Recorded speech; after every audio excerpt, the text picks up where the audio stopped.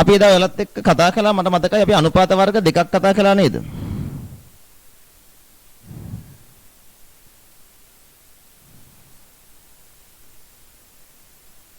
අපි එදා කතා කළා ඔයාලත් එක්ක ලාභදායීත්ව අනුපාතය ඒත් එක්ක හරි ඔව්. අපි එදා ලාභදායීත්ව අනුපාත කතා කළා. ඒත් එක්ක අපි ඔයාලත් එක්ක කතා කළා ලාභදායීත්ව අනුපාත කතා කළා. ද්‍රවශීලතා අනුපාත කතා කළා. ඒත් එක්ක අපි තෝලන අනුපාත කතා කළේ නෑ නේ. ලේන මාතෘකාවක් තෝලන අනුපාත. අංක 3 තෝලන අනුපාත.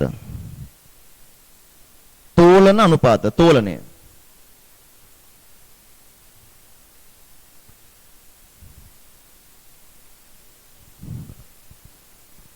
බලන්න.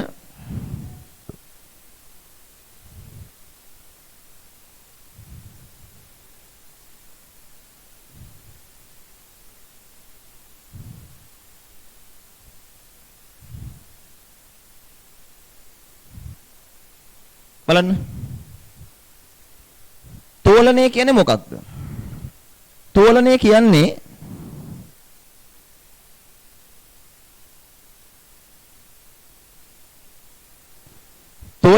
ළමයි ණය. තෝලනය කියන්නේ ණය. දැන් මේ තෝලන අනුපාත වලින් අපි හැම වෙලෙම බලන්නේ ව්‍යාපාරයේ තියෙන ණය සහ ස්කන්ධය අතර තුලනය.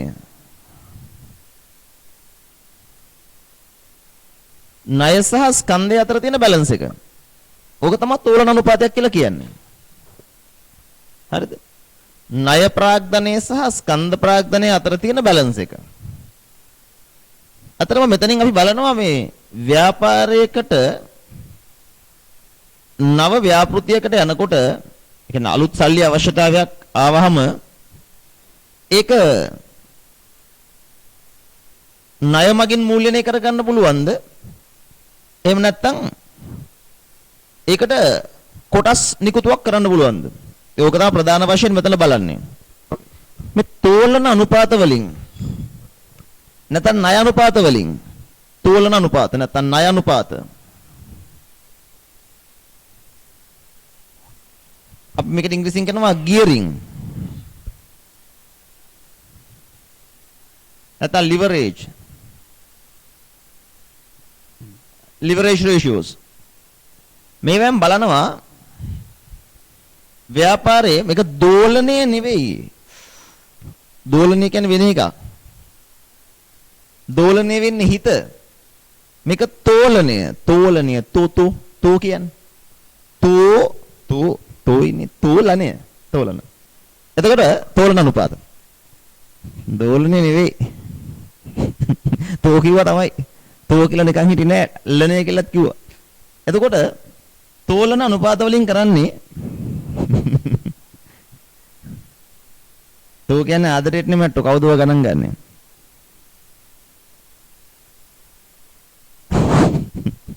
කවුද ළමෙක් කියනවා මම දෝලනය කියලා ලියලාලු. බලන්නකො එතකොට තෝලන අනුපාත වලින් බලන්නේ ණය. ව්‍යාපාරයක ණය සහ ස්කන්ධය අතර තියෙන අනුපාතය. පැහැදිලිද? වැඩිපුර තියෙන්නේ ණයද නැත්නම් ස්කන්ධයද? ඕක තමයි තෝලනය කියලා කියන්නේ. ස්කන්ධය කියන එක ඇතුලේ හැම වෙලෙම තියෙනවා සාමාන්‍ය කොටස් ධන සියලුම සංචිත. ණය කියන්නේ දිගු කාලීන ණය. අර ජංගම නොවන වගකීම් තියෙන්නේ. අන්න ඒක තමයි ණය කියන්නේ. ජංගම නොවන වගකීම් සහ ස්කන්ධය අතර තියෙන අනුපාතය. දිගු කාලීන ණය කියන එකෙන් අදහස් කරනවා මෙතන නිශ්චිත පොලියක් සහිත ණය තමයි දිගු කාලීන ණය කියන්නේ. fixed interest bearing loans.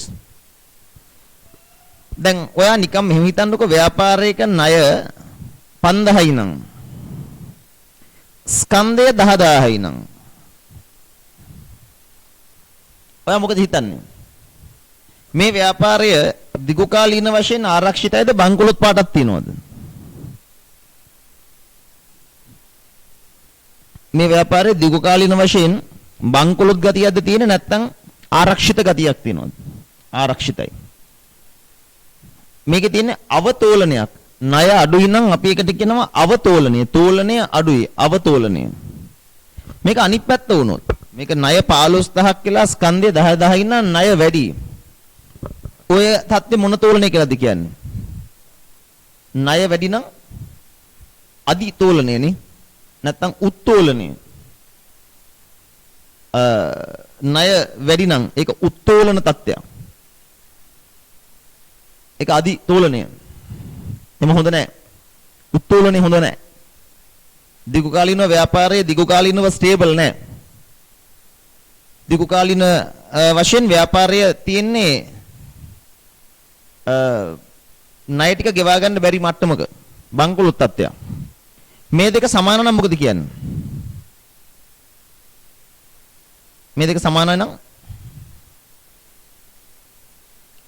ඒක සමතෝලනය equal gearing, low gearing, high gearing and equal gearing, low leverage, high leverage and equal leverage. ඒක තමයි අපි කතා කරන්නේ මෙතන ප්‍රධාන වශයෙන්. මේ යටතේ අපි තෝලන අනුපාත යටතේ ප්‍රධාන අනුපාත දෙකක් කතා කරනවා. එකක් තමයි ණය අනුපාතය. අනික තමයි ණය ස්කන්ධ අනුපාතය.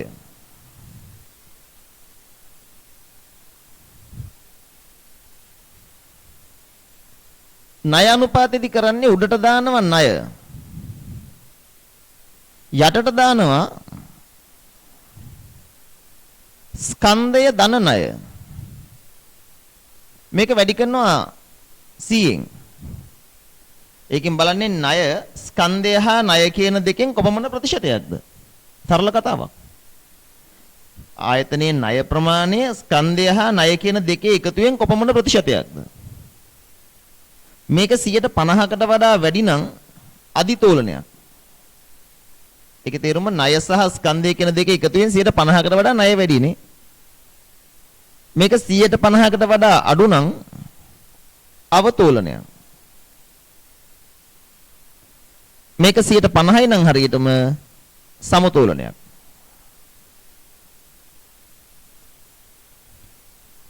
ණය ස්කන්ධ අනුපාතය කියන්නේ ණය ස්කන්ධ අනුපාතය කියලා කියන්නේ ණය බෙදන්න ස්කන්ධයෙන්.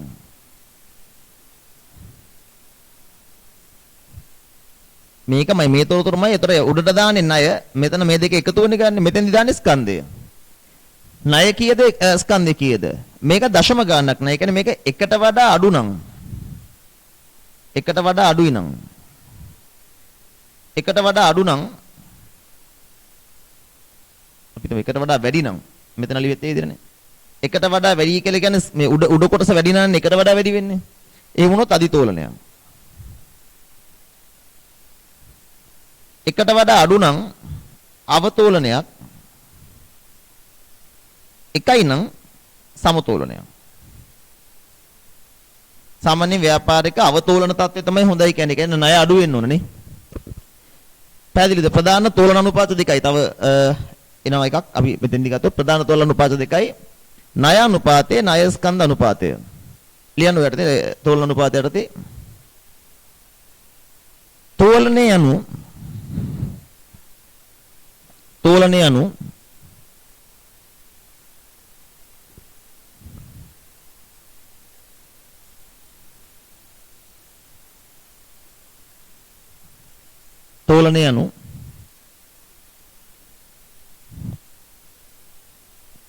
ණය තත්වයයි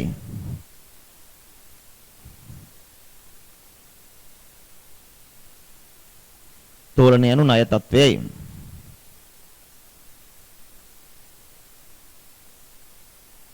මෙම තෝලන අනුපාත මගින් ආයතනයකට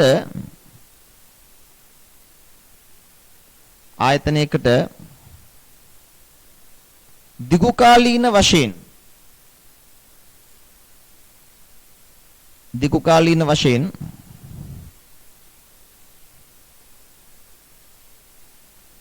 ණය ගෙවීමට ඇති හැකියාව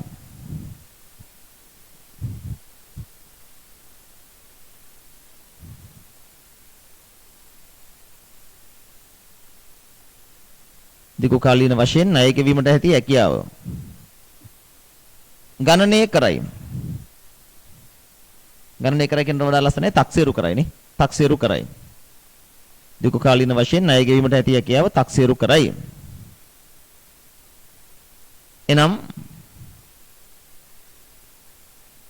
මෙමගින්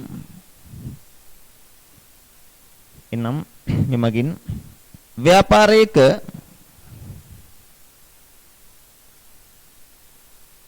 දිගු කාලීන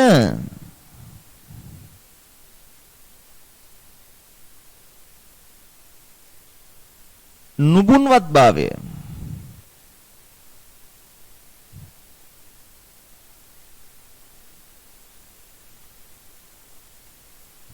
දිගු කාලීන නුබුන්වත්භාවය මැන දක්වයි. මැන දක්වයි.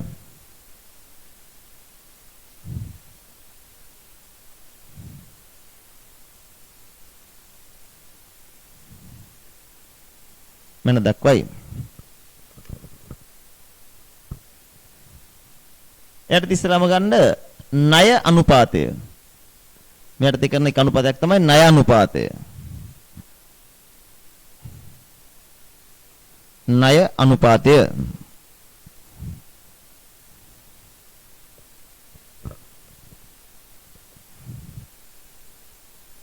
හදන විදිහ ලියලා පෙන්නන්න. ණය අනුපාතය හදන විදිහ ලියලා පෙන්නන්න.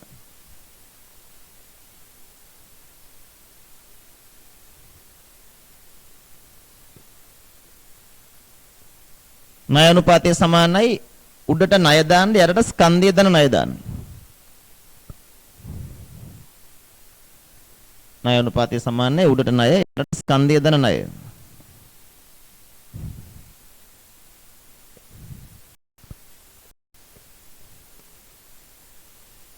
ඒක වැඩි කරන්න 100න්. ඒක වැඩි කරන්න 100න්.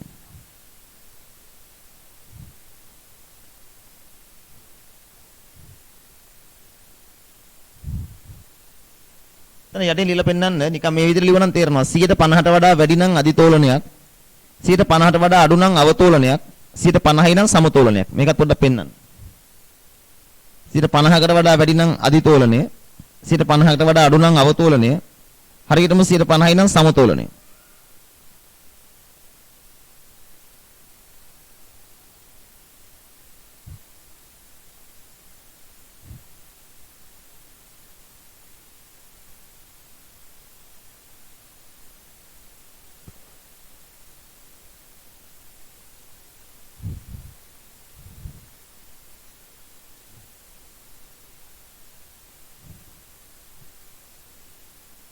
හරිද?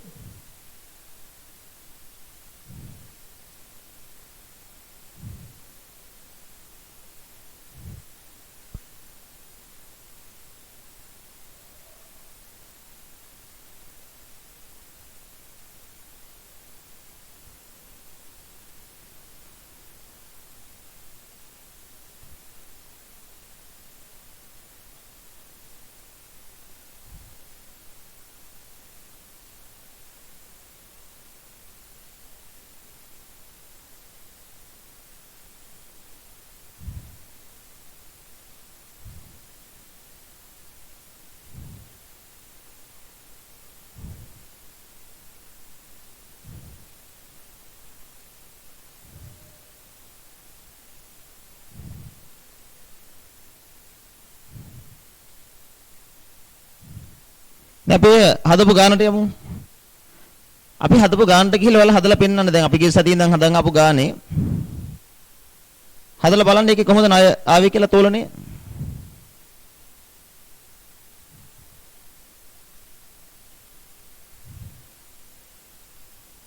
මේ ගානේ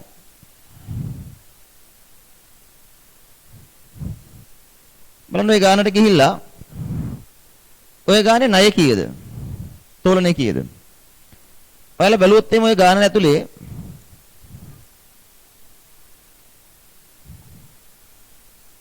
දෙදස්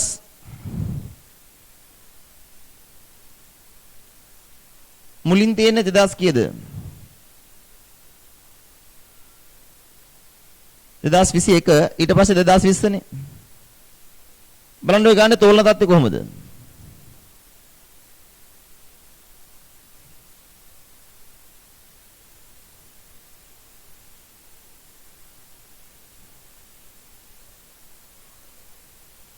බලන්න. මේකේ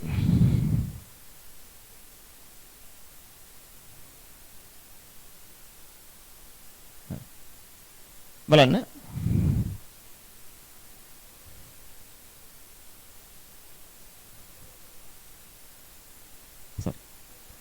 ඒ ගානේ හරියට 2021 ඔයාලට පේනවා මේ ගිය සතිය ගාන 21 3:31 බලන්න ප්‍රකාශිත සාමාන්‍ය කොටස් 7000යි නේද? සංචිත 1000යි. ඒ කියන්නේ ස්කන්ධය කීයද? 7000 10යි 8000යි. 8000යි නේ.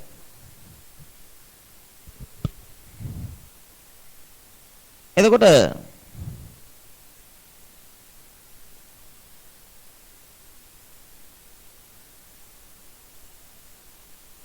එතන තියෙන 8000යි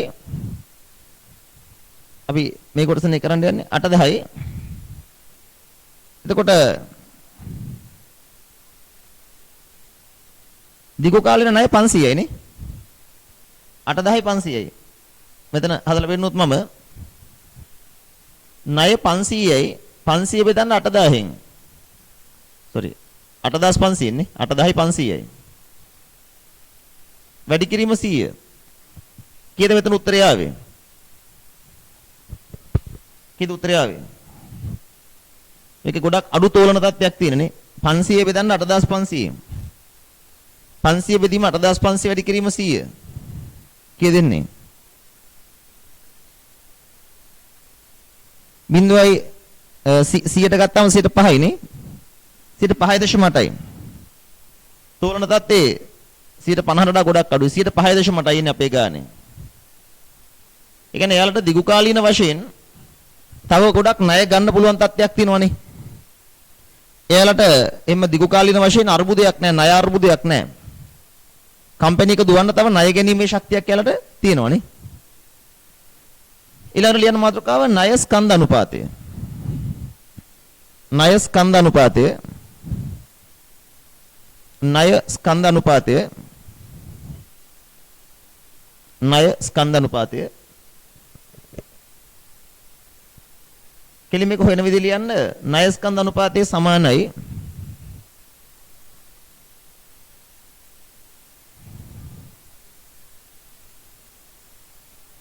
ගානේ කියන ක්‍රමය මේ දෙකෙන් කියන අනුපාතය ගන්න. ණය ස්කන්ධ අනුපාතය සමානයි ණය බෙදන්න ස්කන්ධයෙන්. ණය බෙදන්න ස්කන්ධයෙන්.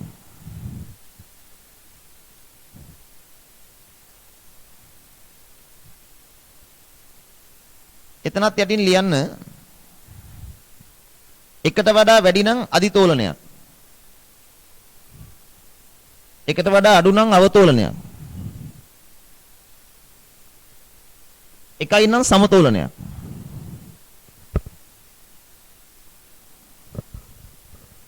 දැන් අපි ඉන්න ගානට ගියොත් අපි ඉන්න ගානේ ණයාවේ 500යි නේ. ස්කන්ධය 8000යි. එනේ 0.06යි නේ. 0.0625යි. අපෝ එක පට්ටව තෝලනයක් නේ. ඔය තත්ත්වය අපි හඳුන ගන්නවා පට්ටව තෝලන තත්ත්වයක් කියලා. ඒ වගේදීම ලියන්න බෑ. ඒක 100 වැඩි කරන්න යන්නේ නැහැ. දෙකේම ප්‍රතිශතයක් ඉදිරිය ගත්තොත් තමයි 100 වැඩි කරන්නේ. right. මේ තත්ත්වය හඳුන ගන්නවා පට්ටව තෝලන තත්ත්වය. පට්ටව තෝලනය. හරි. පට්ටව තෝලනයක් කියලා කියන්නේ මාර විදිහට තව ණය ගන්න පුළුවන්. right. තෝලන අනුපාත දෙකක් අපි මෙතන සාකච්ඡා කළා.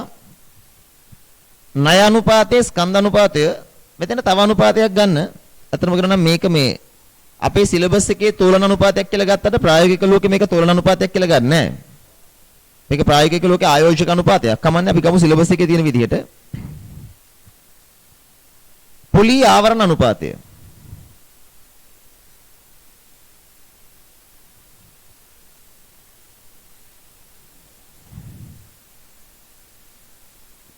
ගන්න පොලී ආවරණ අනුපාතය. පොලී ආවරණ අනුපාතය. තෝලන අනුපාතය යටතේ පොලී ආවරණ අනුපාතය.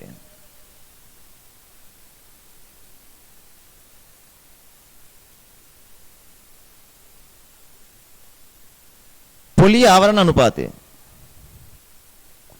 ළමයිනේ පොලී ආවරණය කියලා කියන්නේ ශුද්ධ ලාභයෙන් පොලී ගෙවිය හැකි වාර ගණන. අපිට ශුද්ධ ලාභයෙන් කී සැරයක් පොලී ගෙවන්න පුළුවන්ද? ඕක තමයි පොලී ආවරණය කියලා කියන්නේ. මෙහෙම හිතන්න.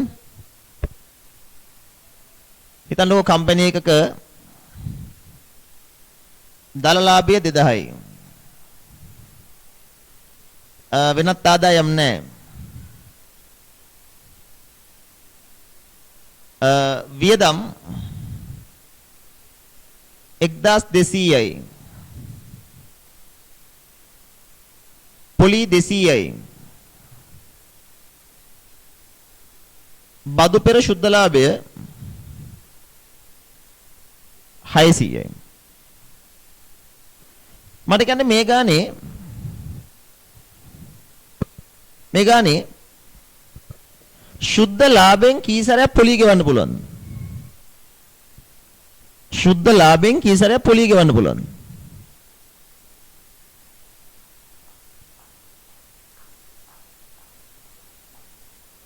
ශුද්ධ ලාභයෙන් කී සැරයක් පොලී ගෙවන්න පුළුවන්ද? උත්තරේ මේ ගානේ ශුද්ධ ලාභයෙන් පොලී ගෙවිය හැකි වාර ගණන කීයද? බොහෝ දෙනා කියනවා 3 පාරයි. ශුද්ධ ලාභය 600යි. 200 ඒවා 3ක්නේ 600යි කියන්නේ. ගන්නේ ශුද්ධ ලාභයෙන් පොලී ගෙවන්න පුළුවන් 3 පාරක්. නමුත් උත්තරේ 3 පාරයි නෙවෙයි 4 පාරයි. 4 පාරයි. ඇයි දන්නවද? මේ 600න් තව 3 පාරක් පුළුවන්. නමුත් 600 එන්නේ එක පාරක් ගෙවලා. ගෙව්ව එකයි තව 3යි. 3යි 1යි 4යි. තේරුණාද? පොලී අනුපාතය පොලී ආවරණ අනුපාතය 3 පාරක් නෙවෙයි 4 පාරක්. තේරුණාද? මේවා එක නතර සූත්‍ර කටපාඩම් කරන්න එපා. සමහර කට්ටිය ගිරව් වගේ ෂොක් ගාලා පාඩම් කරනවානේ. එතනින් යට ඒක වෙන්නේ කොහොමද? අගම් මුලා මොකුත් හිතන්නේ නැහැ. ඊට වඩා දැන් ලොජිකලි හිතන්නකෝ. 600න් 3 පාරක් තව පුළුවන්. ඒ එන්නේ එක පාරක් 200ක් ගෙවලා. එහෙනම් 3 1 4යි නේ. ළමයි. එතකොට දැන් ළමයි දැනටමත් මම දැක්ක අහලා තියෙනවා chat එකේ. ඉතින් මේකෙන් බදු අඩු කළේ නෑනේ. මෙතෙන්දි ගන්නෙ පොලී ආවරණ අනුපාතයේ සමානයි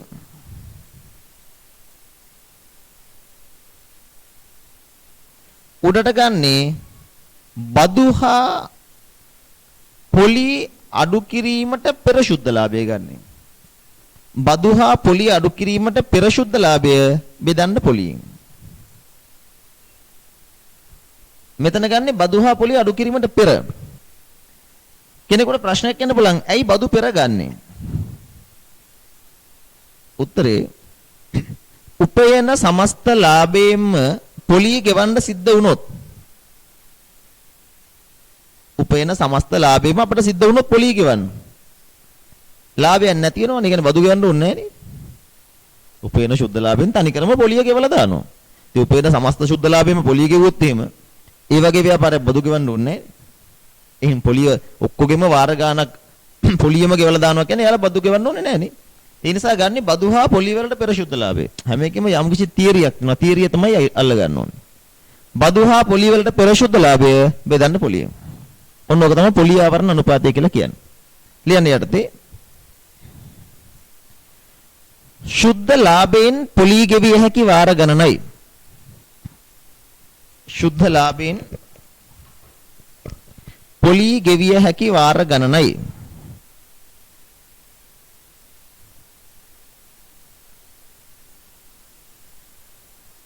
ශුද්ධ ලාභයෙන් පොලී ගෙවිය හැකි වාර ගණනයි.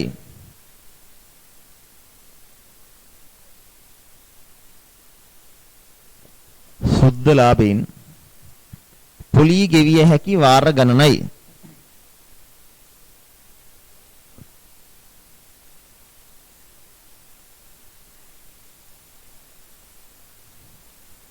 ශුද්ධ ලාභයෙන් පොලී ගෙවිය හැකි වාර ගණනයි. පෙන්වන්න යටින් පොලී ආවරණ අනුපාතය සමානයි. පොලී ආවරණ අනුපාතය සමානයි.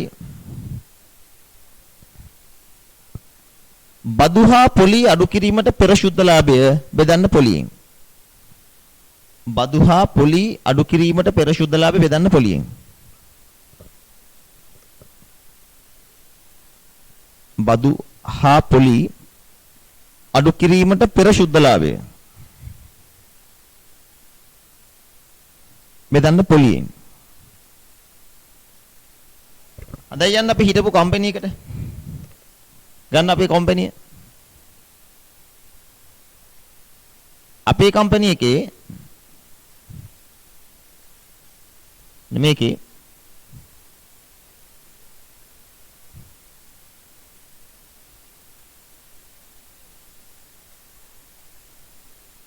හොයලා ගන්න බලන්න පොලි ආවරණ කීයද?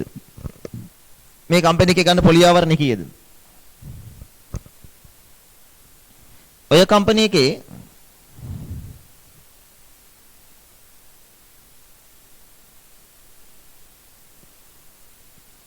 බදු පෙර ශුද්ධ ලාභය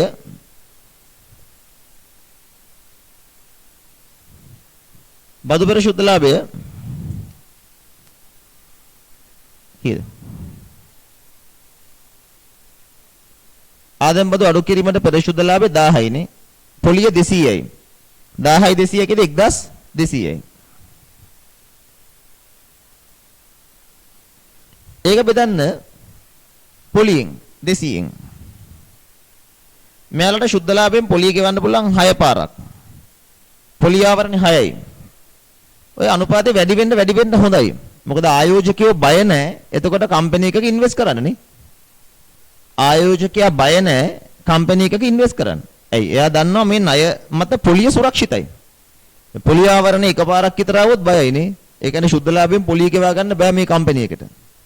ඒ වගේ කම්පැනි එකක ඉන්වෙස්ට් කරන්න ආයෝජකයෝ බයයි. රයිට්. අපි යමුද ඊළඟ අනුපාත වර්ගයට? ඊළඟ අනුපාත වර්ගය ක්‍රියාකාරී අනුපාත.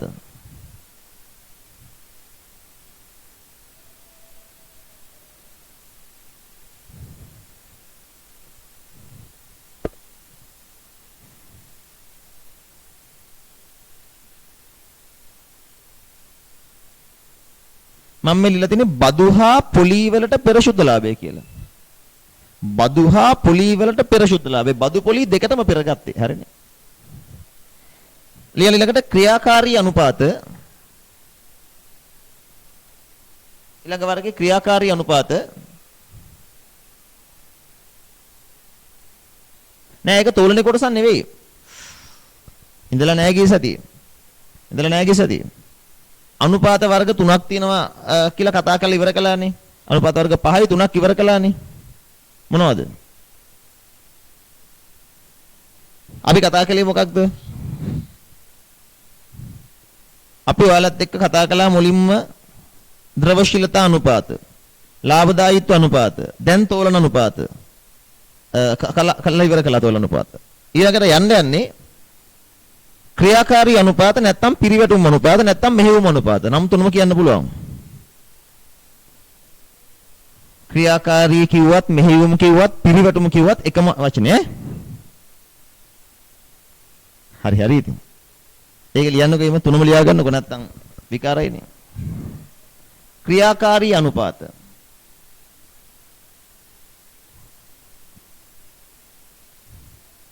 නැත්නම් පිරිවැටුම් අනුපාත.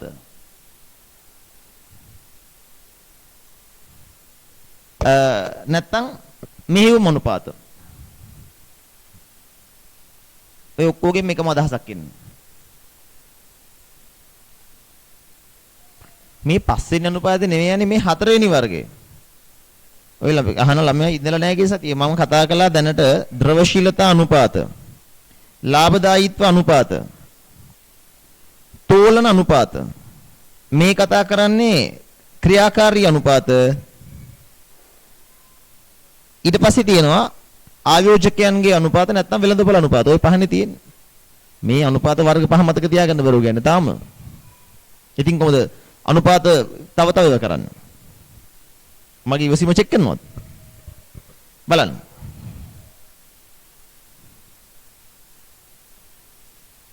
මම හිතන්නේ මම ස්පීඩ් වැඩි කියලා. මම බොහොම හිමින් නේද කියන්නේ?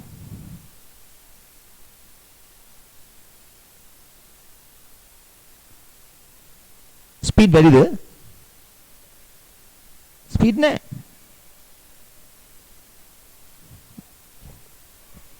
මම ස්පීඩ් නැහැ ළමයි. ඔය ළමයාට මං හිතන්නේ තේරෙනවා.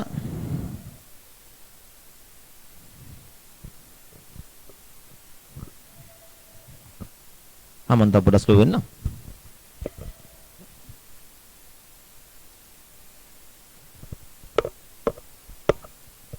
හරි බලන්න.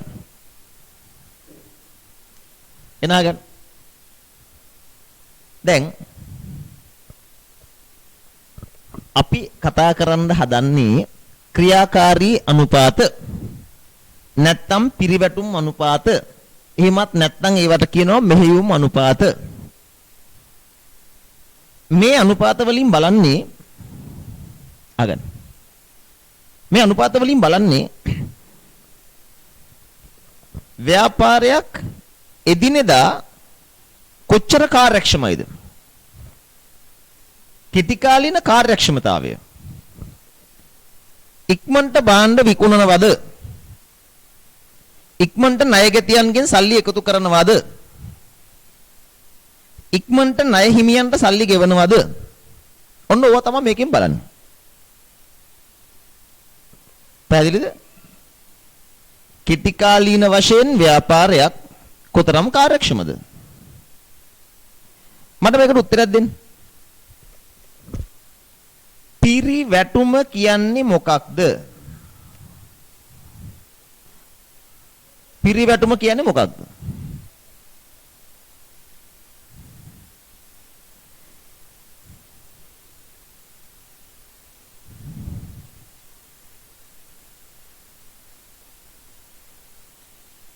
ළමයි කන මේකට කාර්යක්ෂමතාවය අනුපාත කියන්න බලන්න කියන්න පුළුවන්.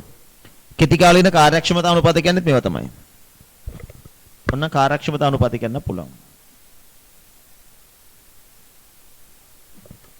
බලන්න. ළමයිනේ පිරිවැටුම කියන්නේ විකුණුම්නේ. ව්‍යාපාරයක පිරිවැටුම කියලා කිව්වොත් විකුණුම්නේ. හැබැයි ඇත්තටම පිරිවැටුම කියන්නේ විකුණුම් කියනවට වඩා එහාට ගියපු අදහසක්. පිරිවැටුම කියලා කියන්නේ නිකම් විකුණුම් නෙවෙයි. මතක තියාගන්න මේ පිරිවැටුම කියන එකේ අදහස තමයි විකුණුම් සිදුවන වාර ගණන. විකුණුම් කියන්නේ වාර කීයක් විකුණුම් වුණාද? මම මෙහෙම කියන්නම්.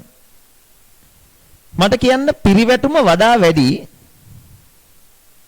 එළවලු කඩේකද රත්තරන් බඩු කඩේකද? ඒ ප්‍රශ්නෙට උත්තරය ඇතුලේ ඔක්කොම තියෙයි.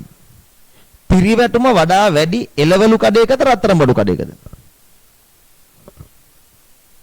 උත්තරේ එළවලු කඩේක. මම කතා කරන්නේ රුපියල් ගාන නෙවෙයි. එළවලු කඩයක් සමහර වෙලාවට මාසෙක කරන විකුණුම් ආදායම රත්තරන් බඩු කඩයක් එක දවසින් ගන්නවා. හැබැයි නැවත නිතර එළවලු ගන්නවා විකුණනවා. හැපනින් නේද එතන? ඒ ගෝල්ඩ් හවුස් එකක් එච්චර හැපනින් නැහනේ. ඔය ඉන්නෝ. වේලි ඉන්නෝ. ඉන්නකොට කවුරු හරි ගියනු ළමෙක් ඇවිල්ලා ඉවරලා මොකක් හරි අරගෙන යනවා. හැබැයි ඒක අරන් ගියාම ඇති මිනිස්සයාට නේ. සතියට සේල් එකක් කළත් ඇති. එළවලු කඩේ සතියට සේල් එකක් කළොත් එහෙම හිතන්නකෝ. සතියක් තිස්සේ බලාගෙන ඇවිල්ලා ඉවරලා වම්බඩු කරලක් කරා යනවා. වම්බඩු ගෙඩියක් කරා යනවා. හරියන්නේ නැහනේ. නේ දවසටම කරන්නේ බෝංචි කරලයි. ඉතින් එහෙම හරියන්නේ නැහනේ. හැපනින් තියෙනුනේ ලුණු කඩයක් වුණාම නේ. ඒ හැපනින් ගතියට තමයි කියන්නේ පිරිවැටම කියලා. පැහැදිලිද? බලන්න. මේ වගේ අනුපාත මේ සිම්පල් කරලා උගන්වන්නේ හරියද? අහගන්න. මීට වඩා සිම්පල් කරන්න බෑනේ. එතකොට අගන්න. මේ පිරිවැටුම් අනුපාතවලදී කරන්නේ ඔබට පිරිවැටුම හොයන්න ඕනේ දේ ඔයාට පිරිවැටුම හොයන්න ඕනේ දේ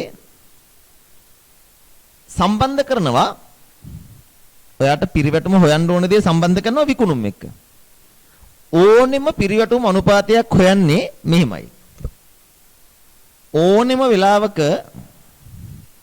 පිරිවැටුම් අනුපාතය සමානයි විකුණුම් බෙදන්න ඔයාට පිරිවැටුම හොයන්න ඕන එකකින්. right? බලන්න. ඔයාට පිරිවැටුම හොයන්න ඕනේ තොග නම් විකුණුම් බෙදන්න තොගයෙන්. ඔයාට පිරිවැටුම හොයන්න ඕනේ ණය ගැතියෙන් නම් විකුණුම් බෙදුව ණය ගැතියන්ගෙන්. ඔයාට පිරිවැටුම හොයන්න ඕනේ ස්ථාවර වත්කම් වල නම් විකුණුම් බෙදුව ස්ථාවර වත්කම් වලින්. මෙතන ඇත්තටම කරන්නේ ලාභ අලාභ ගිණුමේ තියෙන අයිතමයක් සම්බන්ධ කරනවා ශේෂ පත්‍රයත් එක්ක මූල්‍ය තත්ත්ව ප්‍රකාශයත් එක්ක. ඔබට පිරිවැටුම හොයන්න ඕනේ අල ගෙඩි වල නම් විකුණුම් බෙදුව අල ගෙඩි වලින්. ඔබට පිරිවැටුම හොයන්න ඕනේ ඕනෙම එකක්. ආවල් එකේ පිරිවැටුම නම් විකුණුම් බෙදුව ආවල් එකකින්. ඔය විදිහට ඔයාට පිරිවැටුම හොයන්න ඕනේ ඕනෙම එකක්. ඔයාට හොයන්න පුළුවන්. ඕනෙම එක පිරිවැටුම කියන්නේ විකුණුම් මෙන් කී ගුණයක්ද? නැත්නම් විකුණුම් අදාළ දෙමින් කී ගුණයක්ද? ඕක තමයි පිරිවැටුම හොයන විදිහ. හැබැයි ඉතින් මෙහෙම එකක් තියෙනවා. අගන්නකෝ. දැන් මම මේ කියන කතාව ඔයාලට නියමයට තේරෙනවා. ඔබට මං කියන දේ තේරෙන්න පටන් ගන්නවා. ඔබට දැන් තේරෙනවා මම මොකද්ද කියන්නේ කියලා. බලන් ඉන්න. ළමයි. ඔයාට හොයන්න ඕනේ තොග පිරිවැටුම් අනුපාතේ නම්. තොග පිරිවැටුම් අනුපාතය. එනම් පල්ලෙහාට එන්න ඕනේ තොගය. හැබැයි තොගය කියලා අපි ගන්නේ සාමාන්‍ය තොගය. සාමාන්‍ය තොගය කියන්නේ මුල තොගය දන අග තොගය බෙදීම දෙක. උඩට ගන්නේ විකුණුම් කිව්වා. හැබැයි චුට්ටක් පරිස්සම් වෙන්න. විකුණුම් කිව්වට විකුණුම්ම නෙවෙයි. ලාභ ප්‍රකාශනේ තොග හා සම්බන්ධ කළ හැකි අයිතමේ මොකක්ද? ලාභ අලාභ ගිණුමේ තොග හා දැන් මේකනේ මෙතනට විකුණුම් දාන්න බෑනේ. ඇයි දන්නවද බැරි? විකුණුම් ඇතුලේ ලාභයක් තියෙනවනේ. තොග කියන අයිතමේ ඇතුලේ ලාභයක් නැහැනේ. එහෙනම් මෙතනට ගන්න ඕනේ විකුණුම් වලිනුත් ලාභය අයින් කළා. නේ? විකුණුම් වලින් ලාභය අයින් කළාම මොකද ඒකට කියන්නේ? විකුණුම් පිරිවැයනේ. ගැනුම් නෙමෙයි විකුණුම් පිරිවැයනේ. එහෙනම් තොග පිරිවැටුම් අනුපාතය හොයන්න කිව්ව ගමන් විකුණුම් පිරිවැය බෙදුවා සාමාන්‍ය තොගෙන්. හෙන්න සිම්පල් මේවා. විකුණුම් පිරිවැය බෙදීම සාමාන්‍ය තොගෙන්. බලන්න. ඔයාට හොයන්න කිව්වොත් එහෙම ණය ගැති පිරිවැටුම් අනුපාතය. ණය ගැති පිරිවැටුම් අනුපාතය යටට දාන්න සාමාන්‍ය ණය ගැතියෝ. දක්ෂ ළමයෙක් කියන්නේ උඩ දාන්නේ මොකද්ද? දක්ෂ ළමයෙක් කියන්නේ උඩ දාන්නේ මොකද්ද? මුළු විකුණුම් දැම්මොත් හරියද? ණය ගැති පිරිවැටුම් අනුපාතය හොයන්න බෑනේ මෙතෙන්ද මුළු විකුණුම් දාලා. විකුණුම් තමයි. හැබැයි මොන විකුණුම්ද? ණයට විකුණුම්. හෙන ලේසිනේ. ණයට විකුණුම්. දැන් තීරණවද? හරි. මට හොයාගන්න ඕනේ ණය හිමි පිරිවැටුම් අනුපාතය.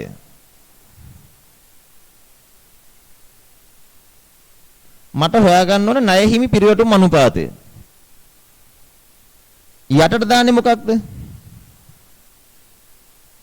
සාමාන්‍ය ණය හිමියෝ. එහෙනම් මෙතන උඩට දාන්නේ මොකක්ද? දැන් තේරෙන්න ඕනේ. ණයට ගැනුම්. ඔය තියෙන නියමෙට කොහෙද පන්ති යන්නේ? ණයට ගැනුම්. මේවා ඇඟට ගත්තාම පාඩම් කරන්න ඕනේ නෑ. මේ අහන්නකෝ. තව මොන කතාවක් කියන්න. ළමයි. තොග ණය ගැති ණය හිමි නොවන වෙන ඕනෙම දෙයක පිරිවැටුම හොයන්න ඕන නම් ඔබට පිරිවැටුම හොයන්න ඕනේ තොග ණය ගැති ණය හිමි කියන තුනම නොවන වෙන ඕනෙම දෙයක. උදාහරණයක් විදිහට ජංගම නොවන වත්කම් වල පිරිවැටුම. ඉතින් ඒ වගේ එකකට අදාළ අයිතමයක් නැහැනේ ලාභ ප්‍රකාශය තුල. ජංගම නොවන වත්කම් වලට අදාළ අයිතමයක් කොයිද ලාභ ප්‍රකාශය. ඒතකොට කෙලින්ම විකුණුම් බෙදුවා ජංගම නොවන වත්කම් වලින්. එච්චරයි. ඔයාට පිරිවැටුම හොයාගන්න ඕනේ මුළු වත්කම් වල. මොකද කරන්නේ? විකුණුම් බෙදුවා මුළු වත්කම් වලින්. ජංගම වත්කම් පිරිවැටුම විකුණුම් බෙදුවා ජංගම වත්කම් වලින්. වෙන ඕනෙම එකක පිරිවැටුම හොයනවා නම් උඩට දාන්න විකුණුම්. නමුත් ඔයාලගේ මේ නිව් සිලබස් පිරිවැටුම් අනුපාත තියෙන තුනයි. මේ තුන විතරයි. තොග පිරිවැටුම් අනුපාතය, ණයගැති පිරිවැටුම් අනුපාතය සහ ණය හිමි පිරිවැටුම් අනුපාතය. පැහැදිලිද? තේරුණාද? මම මෙතෙන්ට පොඩි කල්පිත ඉලක්කමක් දාලා පෙන්නන්නම්. ආගන්න. ළමයිනේ. ආගන්නක මේක ලෙසටම අපි කතා කරන්න හොඳටම. හිතන්නකෝ විකුණුම් පිරිවැය 5000යි. සාමාන්‍ය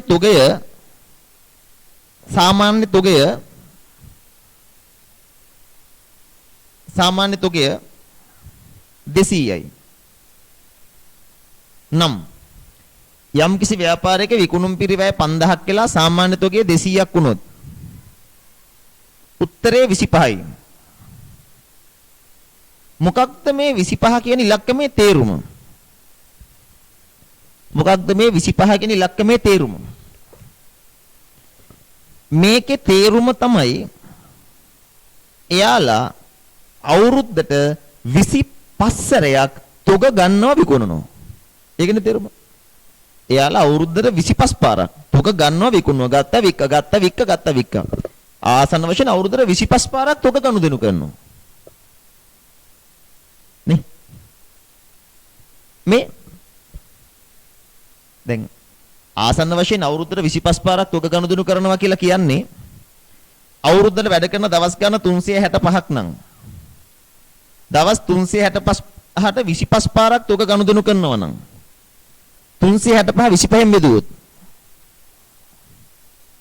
දවස් 14.6යි. අපි තම ආසන්න වශයෙන් දවස් 15ක් කියලා. අපි තමක දින 15ක් කියලා. ඒ කියන්නේ ගත්ත තොගයක් එයාලා ගාව දවස් කීයක් තියනවද? මේ අනුපාතෙම මම වෙන පැත්තකට ඉදිරිපත් කළේ. අවුරුද්දට 25 පාරක් තොග ගන්නවා විකුණනවා. ගත්තා වික්ක. ඒ කියන්නේ එක සැරයක් ගත්ත තොග දවස් කීයක් තියනවද? දවස් 15ක් තියෙනවා. දවස් 15ක් තියෙනවා. වැඩි ඉඩකඩක් තියෙන්නේ මේ ව්‍යාපාරයේ එළවලු කඩයක් වෙන්නද? ලීබඩු වෙළඳසලක් වෙන්නද?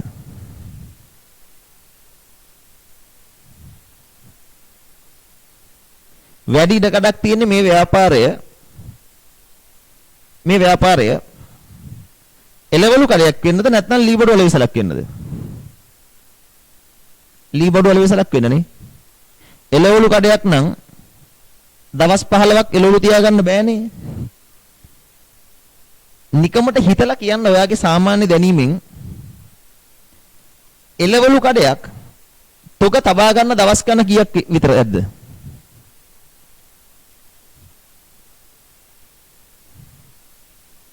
උපරිම දවස් 2යිනේ. 2යි 3යි. උපරිම දවස් 2යි නැත්තම් 3යි. නිකමට හිතලා කියන්න ඔබගේ බුද්ධියෙන් සාමාන්‍යයෙන් එළවලු කඩේක තොග පිරිවැටුම් අනුපාතය වාර කීයක් විතරද? සාමාන්‍යයෙන් එළවලු කඩේක තොග පිටවටුම් අනුපාතය වාර කීයක් විතරද?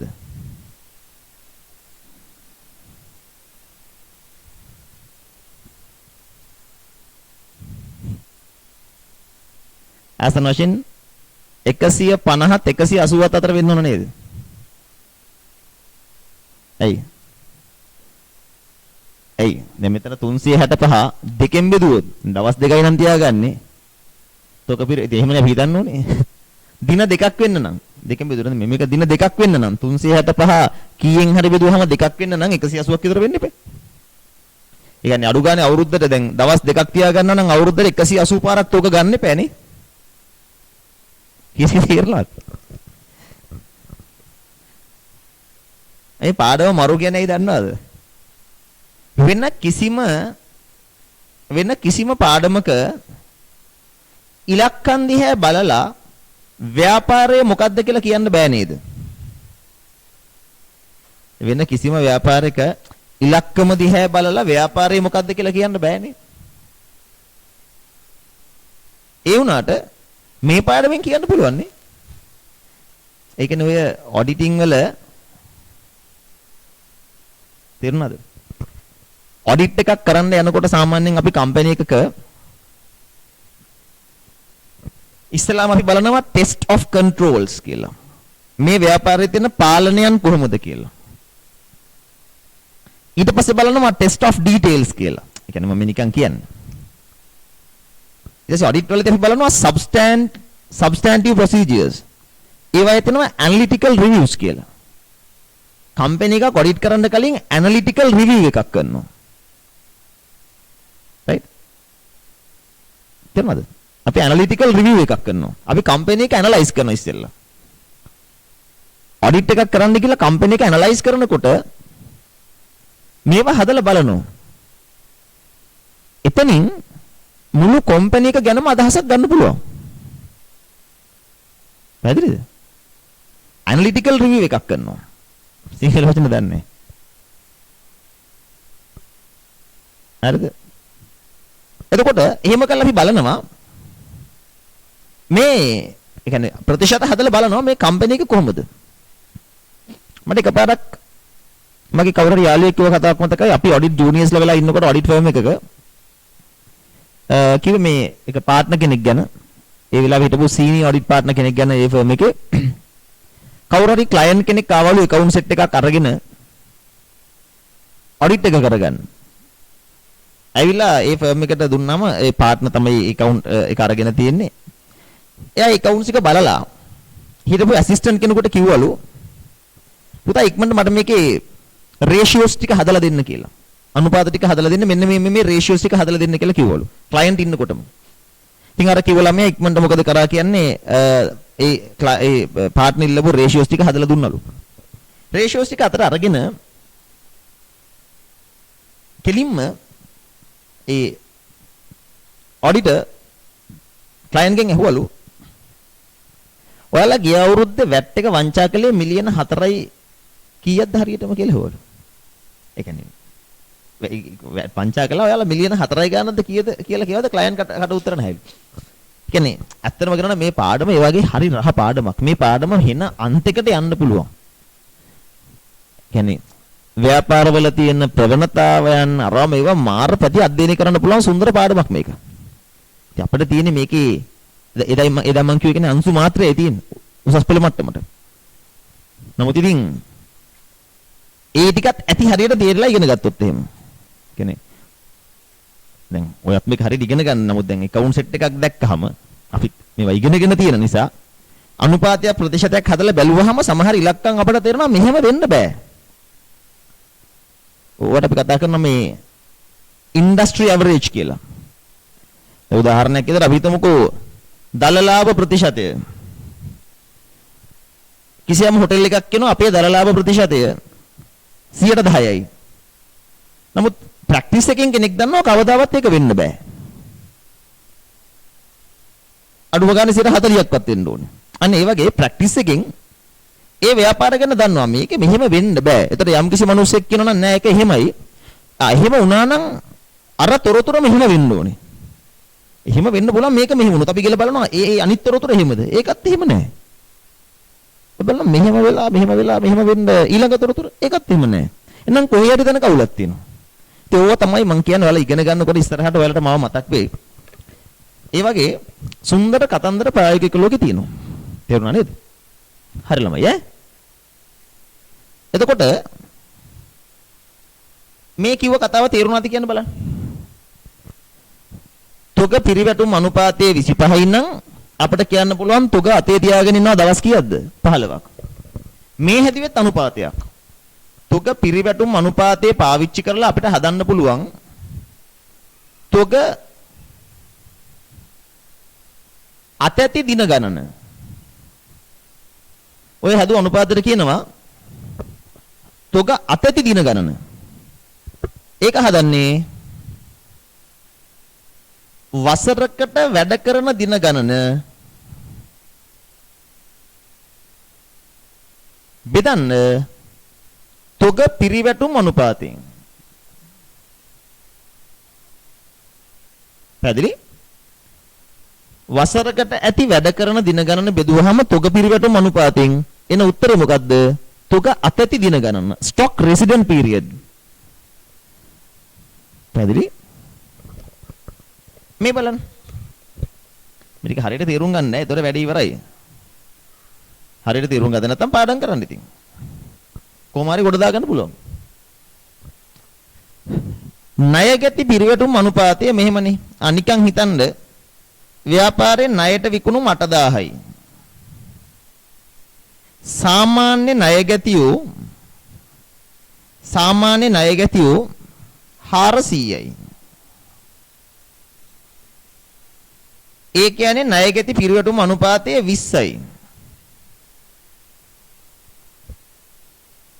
මට කියන්න ණයගැති පිරිවැටුම් අනුපාතය 20යි කියන එකේ තේරුම මොකක්ද?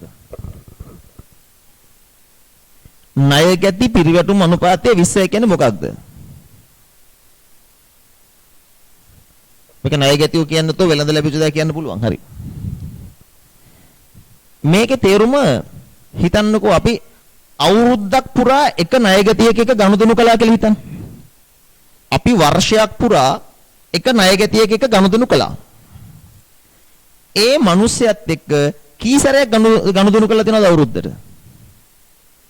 එක ණයගැතියෙක් සමග වසරක් ගනුදෙනු කළා නම් එයාට අපි 20 පාරක් බඩු ණයට විකුණලා තියෙනවා. අවුරුද්ද පුරා 20 පාරක් ණයට විකුණලා තියෙනවා. ඕකනේ ඔක තේරුම. ණයගැති පිරිවැටුම් අනුපාතය. මේක වැඩි වෙන්න ආයතනයේ කාර්යක්ෂමතාවය හොඳයි. පැහැදිලි? අවුරුද්දට වැඩ කරන දවස් ගාන 365යි. ණයගැතියට අවුරුද්දට 20 පාරක් භාණ්ඩ විකුණලා දෙනවා. පිරිවැටුම් අනුපාතය 20යි. එනවා දින 18ක් කියලා. මොකක්ද මේකේ තේරුම?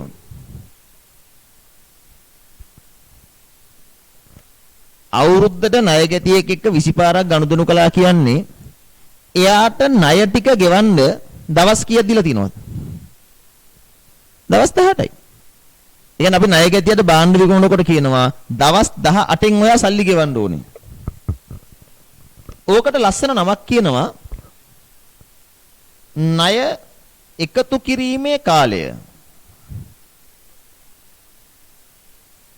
debtors collection period. ණය එකතු කිරීමේ කාලය. උඩට දාන්න වසරකට ඇති වැඩ කරන දින ගණන. මේක බෙදන්න ණයගැති පිරිවැටුම් අනුපාතයෙන්. වසරකට වැඩ කරන දින ගණන බෙදීම ණයගැති පිරිවැටුම් අනුපාතය. ණයගැතියෙක් මුදල් බවට පත් වෙන්න ගත වෙන කාලය. හරි. ඒ අදහස හරි. එහෙනම් තොග පිරිවැටුම් අනුපාතයේ පාවිච්චි කරලා හොයන්න පුළුවන් මොකද්ද? තොග අතැති දින ගණන. ණයගැති පිරිවැටුම් අනුපාතයේ පාවිච්චි කරලා හොයන්න පුළුවන් ණය එකතු කිරීමේ කාලය. එහෙමනම් බලමු මේ අන්තිම එක.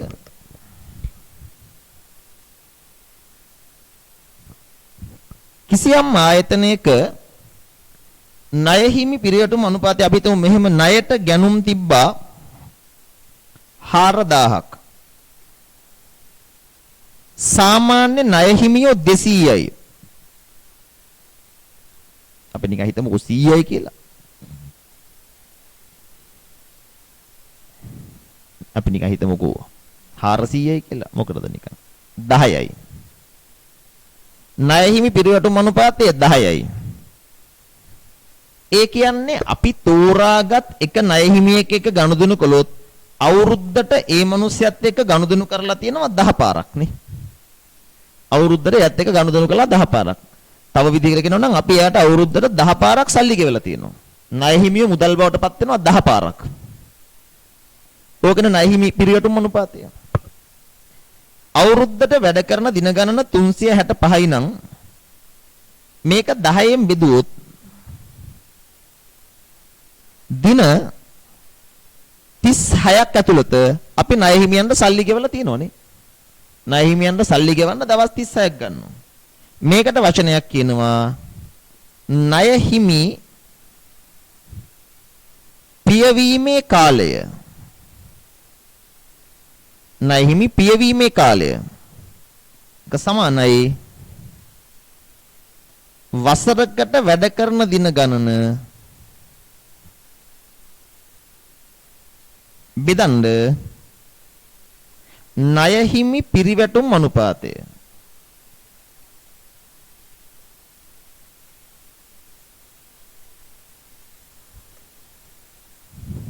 මේ අනුපාත 6න් තීරණ ගන්නේ මෙහිමයි. තොග පිරිවැටුම් අනුපාතයේ වැඩි වෙන තරමට හොඳයි. ඒ කියන්නේ තොග ඉක්මනට විකුණනවා තියාගෙන ඉන්නේ නැහැ. තොග අතැති දින ගණන අඩු වෙන තරමට හොඳයි. ඒ ඉතින් මේක වැඩි වෙනවා කියලා කියන්නේ මේ පල්ලෙහා උත්තරේ වැඩි වෙන්න මේ උත්තරේ අඩු වෙනවනේ. ණයගැති පිරිවැටුම් අනුපාතය කියන ණයගැතියන්ට මුදල් ගෙවන වාර ගණන එකතු කරන වාර ගණන වැඩි වෙන තරමට හොඳයි. අපි කාර්යක්ෂමයි. එකතු කිරීමේ කාලය අඩු වෙන තරමට හොඳයි. ඒ කියන්නේ ඉක්මනට සල්ලි එකතු කරනවා. ණය හිමි පිරිවැටුම් අනුපාතය වැඩි වෙන තරමට හොඳයි. ඉක්මනට ණය හිමියන්ට සල්ලි අපි ගෙවනවා. ඒ කියන්නේ අඩු දින ගණනකදී සල්ලි ගෙවන එක හොඳයි. ඔන්න අනුපාත 6. පිරිවැටුම් අනුපාතය යටතේ මෙන්න මේ අනුපාත 3 තමයි දැනගන්න ඕනේ. ඒ 3 ඇතුලේ මෙන්න මේ අනුපාත 3 හැංගිලා තියෙනවා. හැමෝටම තේරුණාද පිරිවැටුම් අනුපාත?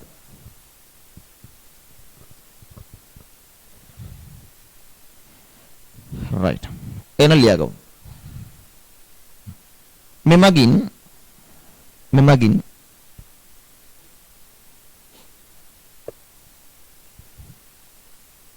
ව්‍යාපාරයේ මෙහෙයුම් කාර්යක්ෂමතාවයේ මැන බලයි. මෙවගින් ව්‍යාපාරයේ මෙහෙයුම් කාර්යක්ෂමතාවයේ මැන බලයි.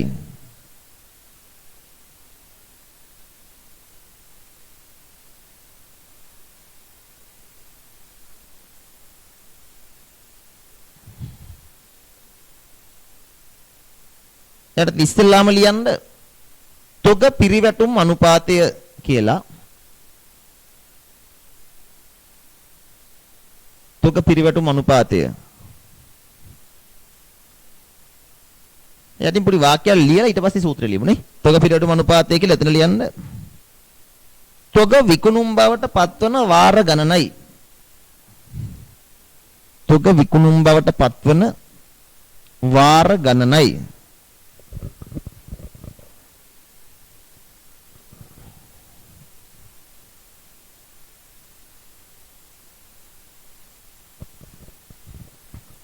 තොග විකුණුම් බවට පත්වන වාර ගණනයි.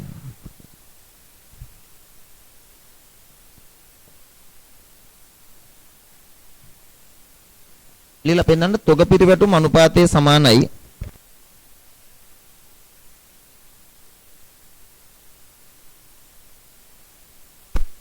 තොග පිරිවැටුම් අනුපාතයේ සමානයි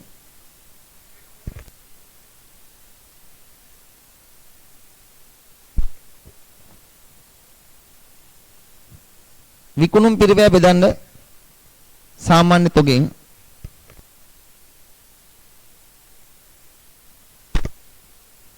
විකුණුම් පිරිවැය බෙදන්න සාමාන්‍ය තොගය.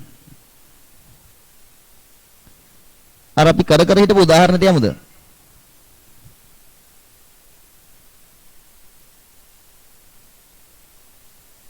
ඒ උදාහරණෙට ගිහිල්ලා හදලා පෙන්නමු මේ ඉලක්කම් නෙවෙයිනේ එන්න ඕනේ.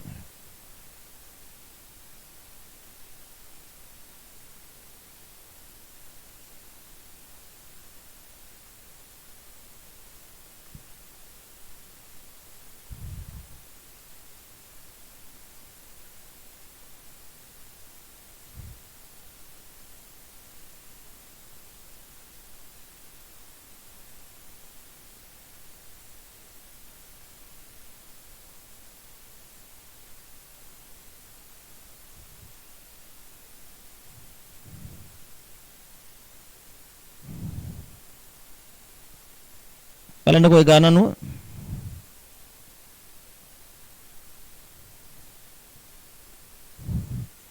මේකේ හැටියට තොග පිරිවැටුම් අනුපාතය හොයන්නේ කොහොමද?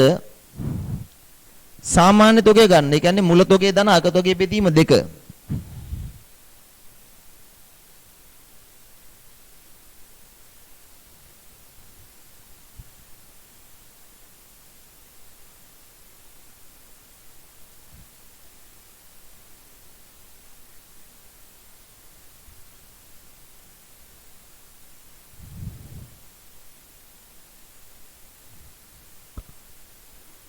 විකුණුම් පිරිවැය 3000යි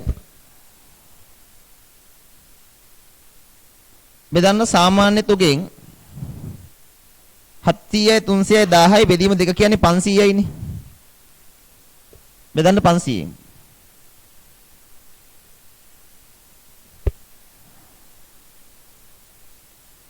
තොග පිරිවැටුම් අනුපාතයේ වාර 6යි. වාර 6යි. ඔය සමාගමේ මම වසරකට වැඩ කරන දින ගාන වෙනම දුන්නා නේද? අමතර තොරතුරු ලිකව වසරකට වැඩ කරන දින ගණන 300යි කියලා. වෙනද පහලින් තියෙනවා 300යි. පොඩ්ඩක් ඒක ලියලා ඉන්නකො ඉස්සෙල්ලාම මේක ලියන්න කලින් ලියන්න. තොග පිරිවැටුම් අනුපාතයේ භාවිතයෙන් තොග පිරිවැටුම් අනුපාතයේ භාවිතයෙන් තොග පිරිවැටුම් අනුපාතයේ භාවිතයෙන් තොග අතැති දින ගණන ගණනය කරයි. තොග පිරිවැටුම් අනුපාතයේ භාවිතයෙන්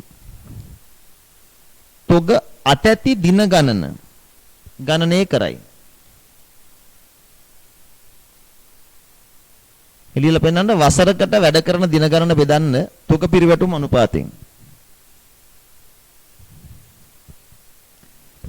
වසරකට වැඩ කරන දින ගණන 300යි.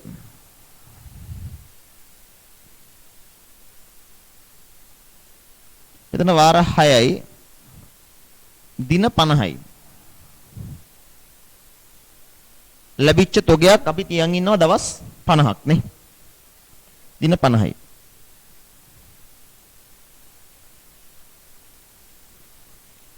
ගන්න ඊළඟ මාතෘකාව ණය ගැති පිරිවැටුම් අනුපාතය. ණය ගැති පිරිවැටුම් අනුපාතය.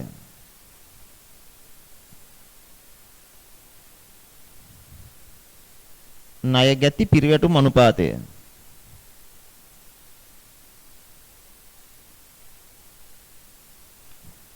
ලියන්න එතනට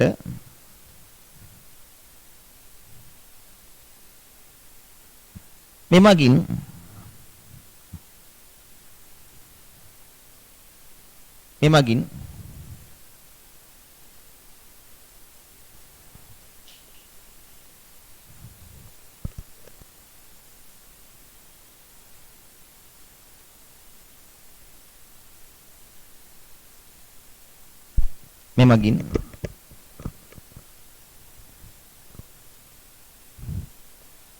ණය ගැතියන්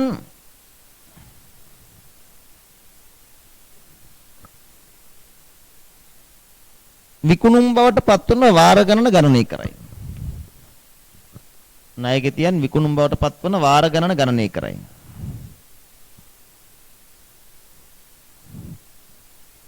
ණයගැතියන් විකුණුම් බවට පත්වන වාර ගණන ගණනය කරයි.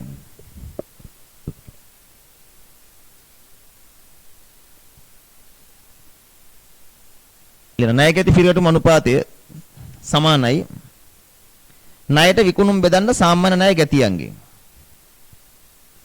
ණයගැති පිරිවැටුම් අනුපාතය සමානයි ණයට විකුණුම් බෙදීම සාමාන්‍ය ණය ගැතියෝ.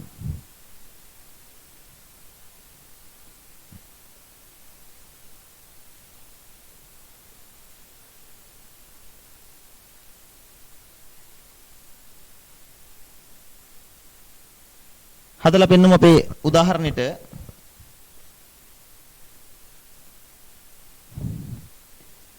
ණයට විකුණුම් 5000යි සාමාන්‍ය ණය ගැතියෝ ගන්න 300 200 500යි 500 බෙදීම දෙක කියන්නේ 250යි නේ.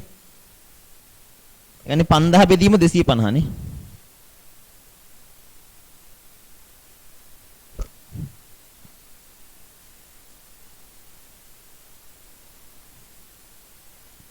වාර 20යි. ණයගැති පිරිවැටුම් අනුපාතයේ වාර 20යි.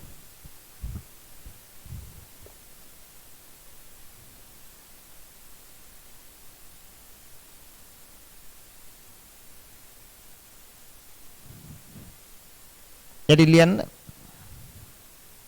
ණයගැති පිරිවැටුම් අනුපාතය යොදාගෙන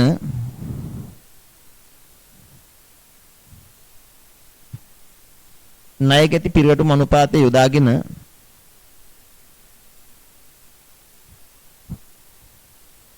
ණය එකතු කිරීමේ කාලය ගණනය කළ හැකිය. ණය එකතු කිරීමේ කාලය ගණනය කළ හැකිය. ණය එකතු කිරීමේ කාලය ගණනය කළ හැකිය.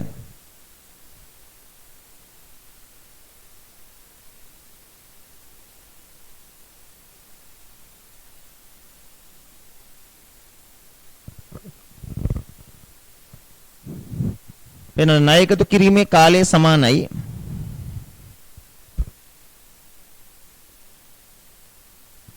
ණය එකතු කිරීමේ කාලය සමානයි වසරකට වැඩ කරන දින ගණන බෙදන්න ණයගැති පිරිවැටුම් අනුපාතයෙන්. වසරකට වැඩ කරන දින ගණන බෙදන්න ණයගැති පිරිවැටුම් අනුපාතයෙන්.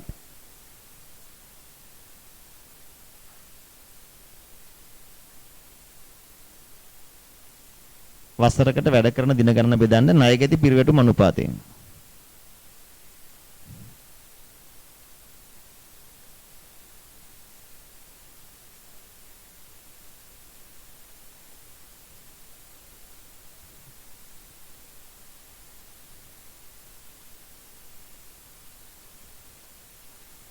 මෙතන වැඩ කරන දින ගණන 300යි. ණයගැති පිරිවැටුම් අනුපාතයේ වාර 20යි.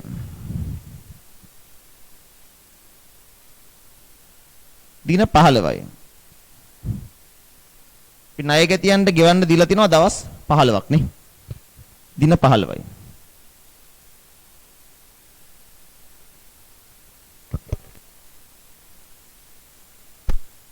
ලියන්න ළඟට ණය හිමි පිරිවැටුම් අනුපාතය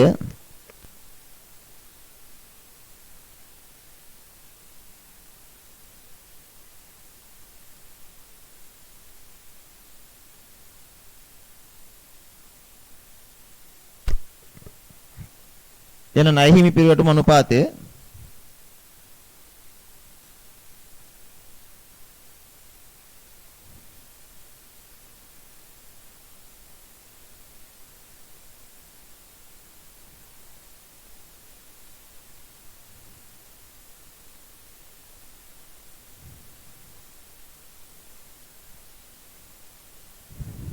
යන මෙමගින් ණය හිමියන්ට ගෙවන වාර ගණන ගණනය කරයි.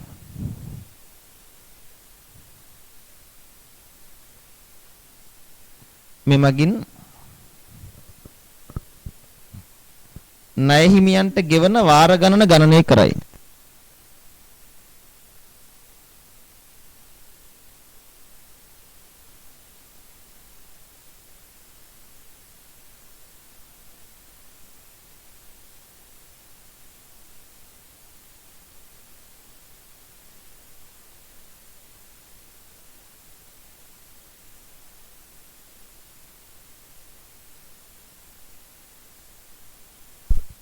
මෙමගින් ණය හිමියන්ට ගෙවන වාර ගණන ගණනය කරයි.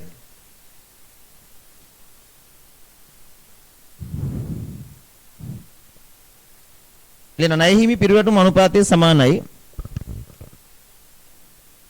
ණය හිමි පිරිවැටුම් අනුපාතය සමානයි. ණයට ගැනුම් බෙදන්න සාමාන්‍ය ණය හිමියෝ. ණයට ගැනුම් බෙදන්න සාමාන්‍ය ණය හිමියන්ගේ. අපේ උදාහරණයට ඇවිල්ලා හොයන්න ණයට ගැනුම් කීයද කියලා.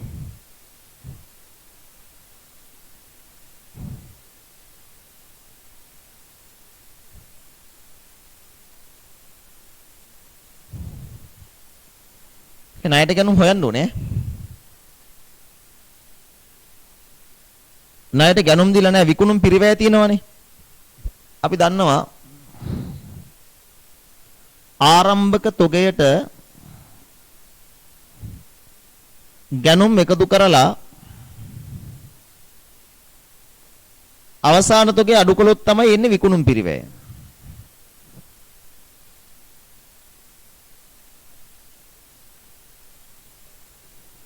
ඒතර ඔය ගානේ විකුණුම් පිරිවැය 3000යි. ආරම්භක තොගය 300යි අවසාන තොගය 700යි. එහෙනම් ගැනුම් හොයන්න පුළුවන් නේ. 300 3000යි 700යි 3700යි 300ක් ගියාම 3400යි. ගැනුම් 3400යි.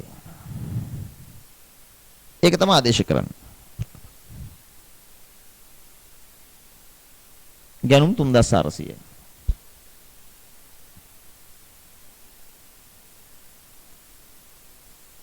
බෙදන්න සාමාන්‍ය ණය හිමියන්ගෙන්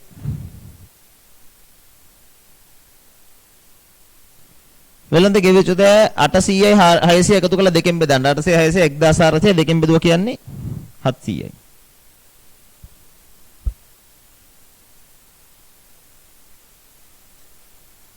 වාර 4 දශම ගණක් නෙන්නේ 4.9ක්ද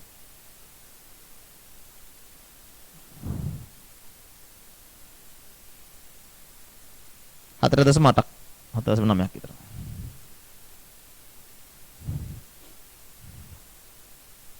අපි ණය හිමියන්ට අවුරුද්ද තුල මුදල් ගෙවනවා 4.8 වරක් නේ. 4.8 පාරක්.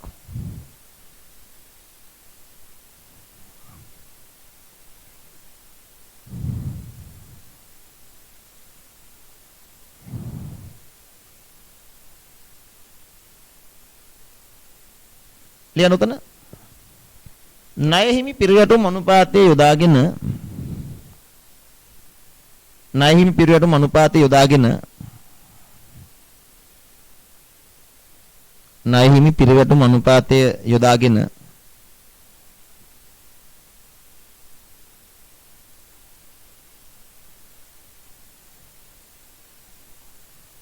ණය හිමියන්ට පියවීමේ කාලය ගණනය කළ හැකිය. ණය හිමි පිරිවැටුම් අනුපාතය යොදාගෙන ණය හිමියන්ට පියවීමේ කාලය ගණනය කළ හැකිය.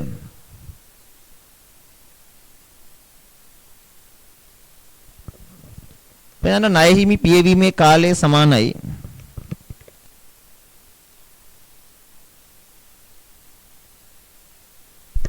ණය හිමි පියවීමේ කාලය සමානයි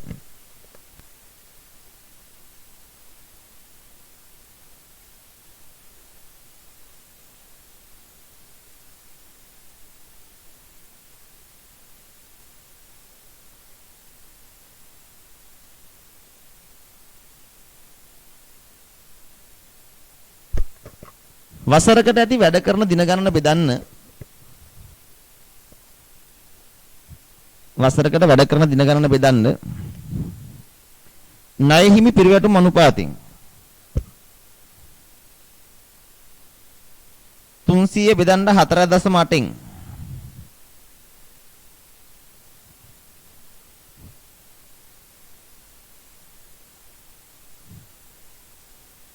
දින 62ක් විතර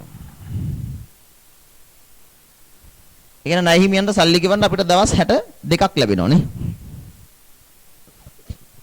ණය හිමියන්ට සල්ලි ගෙවන්න අපිට දවස් 62ක් ලැබෙනවා.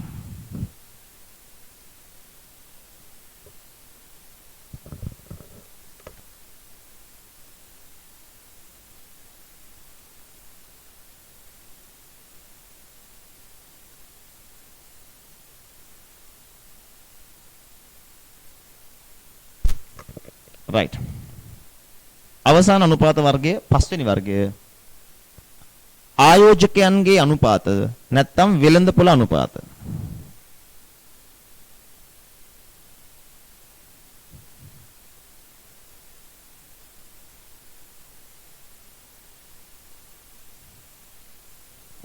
ආයෝජකයන්ගේ අනුපාත.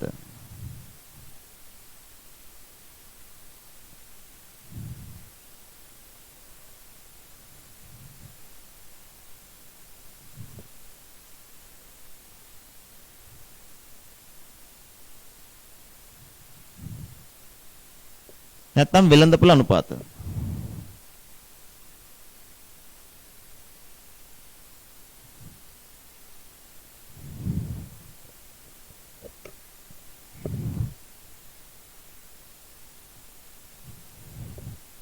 ඔය අපිට කාර්යක්ෂමතාවය කියන එකෙන් අදහස් කරන්නේ මේවා තමයි. හරි.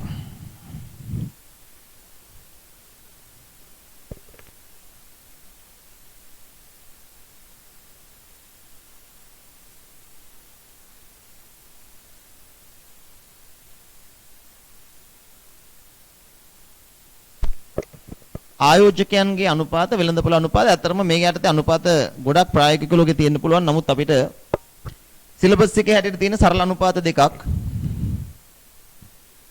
එකක් තමයි කොටසක ඉපැයුම. අනික තමයි කොටසක ලාභාංශය. ඔයා කම්පැනි එකක ෂෙයාර්ස් ගන්න කලින් බලනවා එක කොටසක ලාභය කීයද? ඒක තමයි කොටසක ඉපැයුම කියන්නේ. කාලච්ඡේදයේ සුද්ධ ලාභය බෙදන්න නිකුත් කළ සාමාන්‍ය කොටස් ගණනින්. හරිනම් මේකෙන් අඩු කරන්න ඕනේ වරණීය ලාභාංශ. නමුත් අපේ සිලබස් එකේ වරණීය ලාභාංශ නැහැනේ. කාලච්ඡේදයේ සුද්ධ ලාභයෙන් කොටසක් වරණීය ලාභාංශ අපි ගෙවනවා. ඒ නිසා හරිනම් මේකෙන් වරණීය ලාභාංශ අඩු කරන්න ඕනේ. සිලබස් එකේ වරණීය ලාභාංශ නැහැ. වරණීය කොටස් නැති නිසා කොටසක ඉපැයුම අපි බලන්නේ සාමාන්‍යයෙන් කාලච්ඡේදයේ සුද්ධ ලාභයේ බෙදුවා නිකුත් කළ සාමාන්‍ය කොටස් ගන්න. කොටසක ලාභාංශය බලන්නේ ගෙවූ අතුරු ලාභාංශ. ගෙවූ මුළු අතුරු ලාභාංශය බෙදන්න නිකුත් කළ සාමාන්‍ය කොටස් ගණනින්.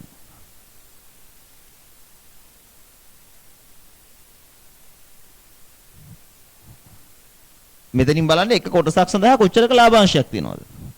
මේකෙන් බලන්නේ සුද්ධ ලාභයෙන් එක කොටසකට ලාභය කියද? කොටසක ඉපැයුම කියන්නේ ඒකයි. මේක කොටසක ලාභාංශය. ඉතින් මේකට අනුපාත තව ගොඩාක් තියෙනවා. ලාභාංශ ආවරණය, අයිපාරක් ලාභාංශ පළදාව, ඉපැයුම් පළදාව බොහොම කීකී ගොඩක් තියෙනවා. අපිට මොකුත් නැහැ. අපිට ඉගෙන ගන්න තියෙන්නේ මේ දෙක විතරයි. කොටසක ඉපැයුම, කොටසක ලාභාංශය. මේ අනුපාත වැදගත් වෙන්නේ වෙළඳ පොලේ ඉන්න ආයෝජකයන්ට. සමාගමේ කොටස් ගන්න බලන් ඉන්න ආයෝජකයෝ මේ අනුපාත තමයි හදලා බලන්නේ. ලියන්න. ආයෝජකයන් විසින් මෙම අනුපාත ගණනය කරයි. ආයෝජකයන් විසින් මෙම අනුපාත ගණනය කරයි.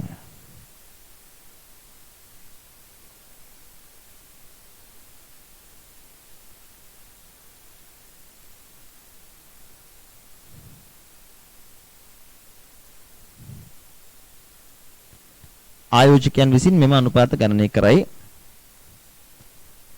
ඉස්සලාම ගන්න කොටසක ඉපැයුම. කොටසක ඉපැයුම.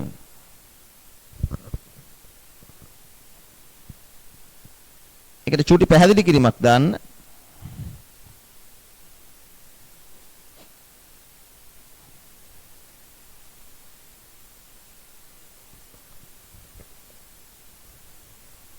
වර්ෂයේ සුද්ධ ලාභයෙන් වර්ෂයේ ශුද්ධ ලාභයෙන්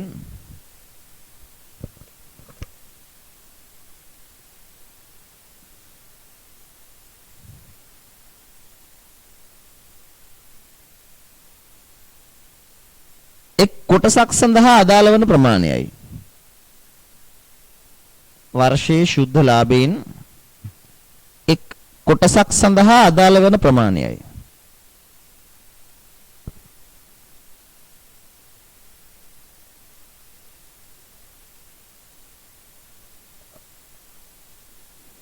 වර්ෂයේ ශුද්ධ ලාභයෙන් එක් කොටසක් සඳහා අදාළ වන ප්‍රමාණයයි.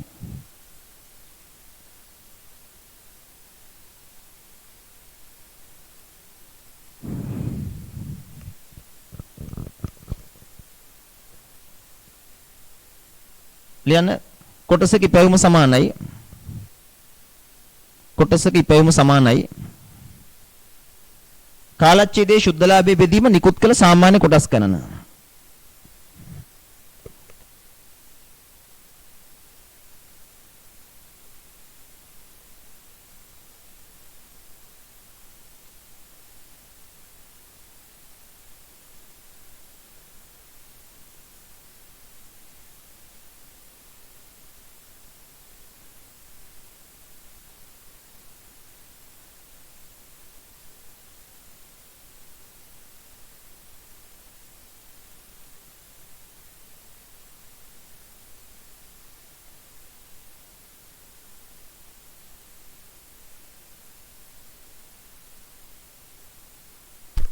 දැන් ඔය ගානේ මම කිව්වා නේද නිකුත් කළ සාමාන්‍ය කොටස් කීයක් තියෙනවා කියලාද බලන්න ගානේ පහළ තියෙනවා.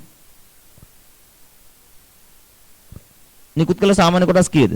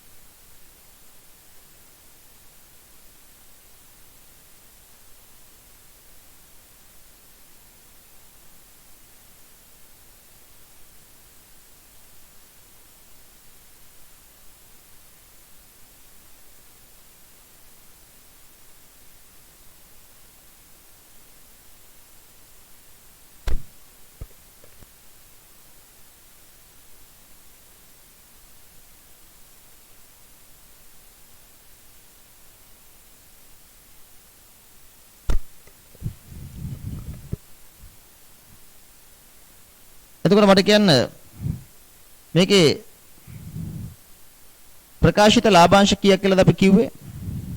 sorry මුලින්ම කාලච්ඡේදයේ ශුද්ධ ලාභය ලක්ෂ 7යිනේ.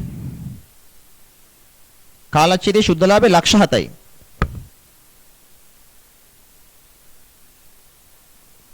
නිකුත් කළ සාමාන්‍ය කොටස් ගණන කීයද? ලක්ෂයයි නේද? ලක්ෂයද මිලියනේද? මිලියනයි නේ.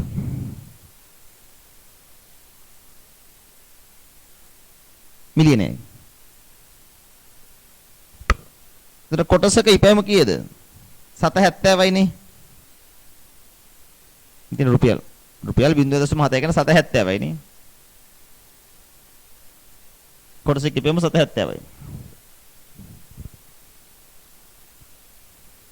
ඊළඟ සූත්‍රය ලියන්න කොටසක ලාභාංශය. කොටසක ලාභාංශය.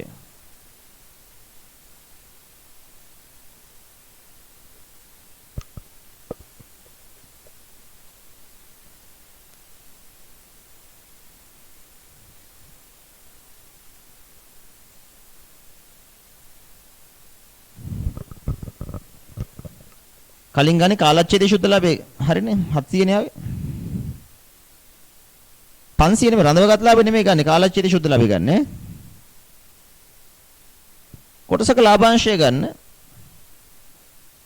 ගෙවූ අතුරු ලාභාංශ බෙදීම නිකුත් කළ සාමාන්‍ය කොටස් ගන්න. ඒකේ පොඩි පැහැදිලි කිරීමක් ඔයාලට උඩින් ලියා ගන්න පුළුවන් වුණනම් කොටසක් සඳහා ගෙවා ඇති ලාභාංශ අගයයි. ඒක තේරෙනවනේ. එක් කොටසක් වෙනුවෙන් ගෙවා ඇති ලාභාංශ අගයයි. එක් කොටසක් වෙනුවෙන් ගෙවා ඇති ලාභාංශ අගයයි.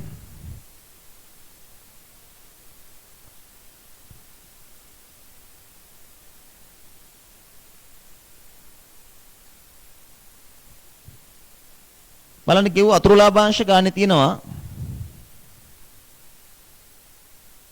කීයද? ලක්ෂ දෙකක් නේ. ලක්ෂ දෙකක්. ලක්ෂ දෙකක අතුරු ලාභාංශ යන්නේ කොටස් මිලියනයකට. එක කොටසක් වෙනුවෙන් ගෙවලා තියෙන ලාභාංශය 720යි. රුපියල් 0.2 කියන්නේ 720යි. කම්පැනි එකේ එක ෂෙයා එකක් අතේ තියෙන මිනිස්සුෙකුට ලාභාංශ විතරලා 720ක් ගෙවලා තියෙනවා.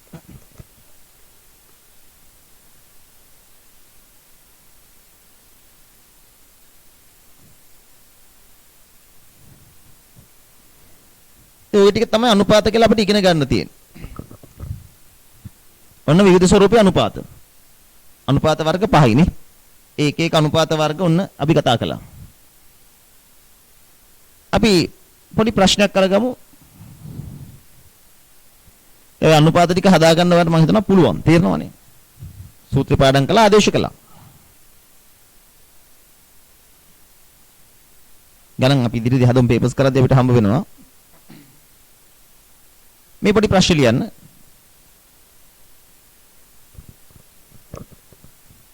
සීමිත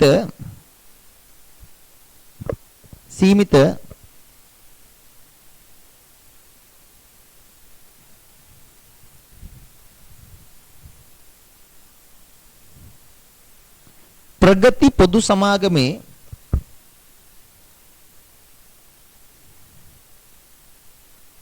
පොදු සමාගමේ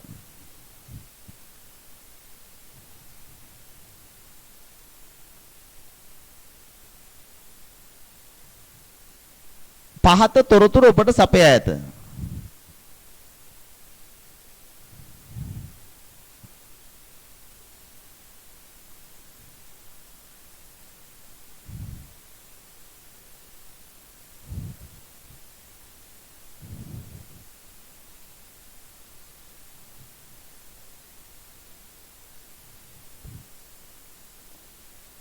ලියන්න. 2021 3:31 දිනෙන් අවසන් වර්ෂය 2020 3:31 දිනෙන් අවසන් වර්ෂය.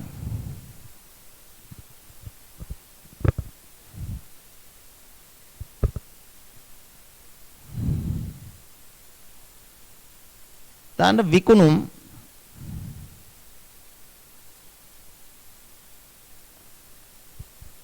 අපි ලක්ෂ 5යි කියලා කියමු. විකුණුම් ලක්ෂ 5යි ලක්ෂ 4යි.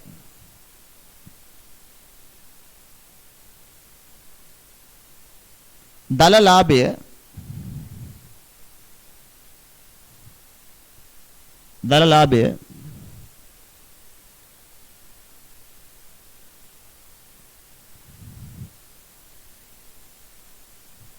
ලක්ෂයයි 80000යි.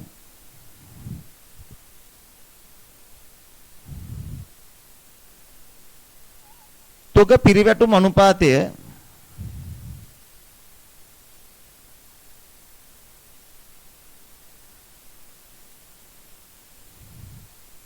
වාර 20යි වාර 16යි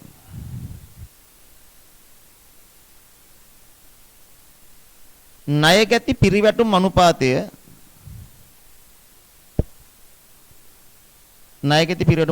වාර 25යි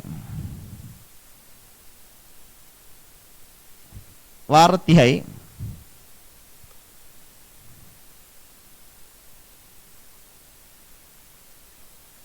ණය හිමි පිරිවැටුම් අනුපාතය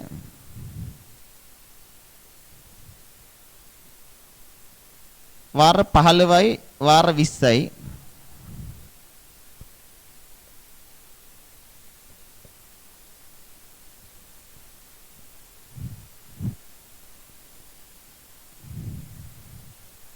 ණය අනුපාතය ණය අනුපාතය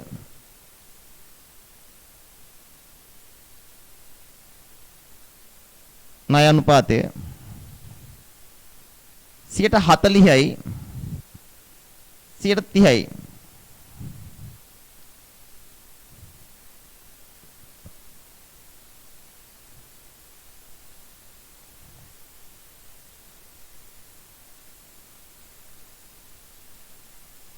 ජංගම අනුපාතය 1.5යි 2යි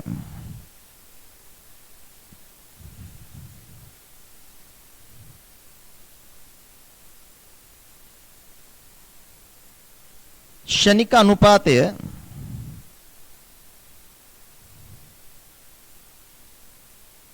0.6යි 0.4යි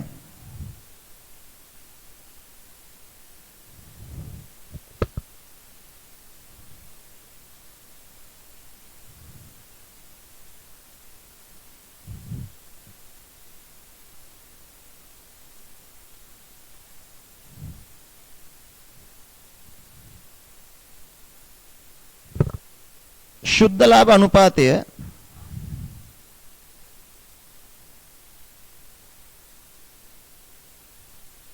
10යි 12යි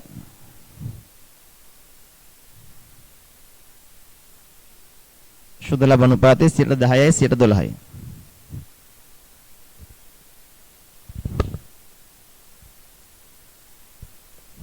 අමතර තොරතුරු වල ලියන්න අමතර තොරතුරු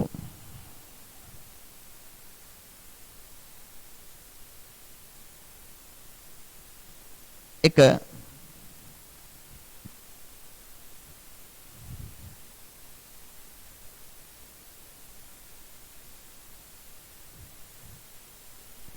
සමාගම නිකුත් කර ඇති සාමාන්‍ය කොටස් ගණන සමාගම නිකුත් කර ඇති සාමාන්‍ය කොටස් ගණන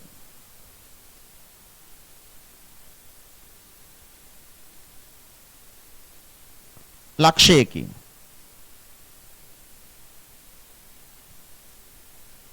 අවශ්‍ය වන්නේ එක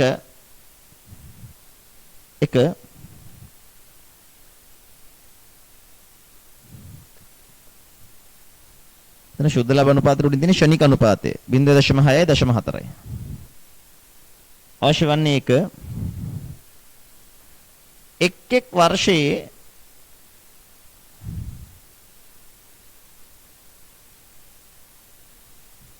කොටසක ඉපැයුම ගණනය කරන්න.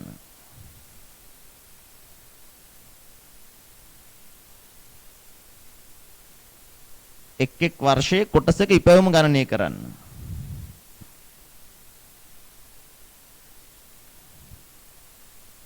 දෙක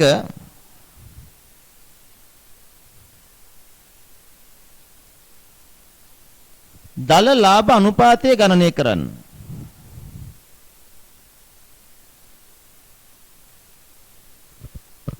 දල ලාභ අනුපාතය ගණනය කරන්න. 3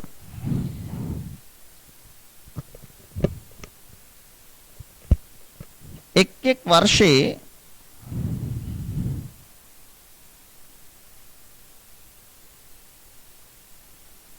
මෙහෙයුම් කාර්යක්ෂමතාවය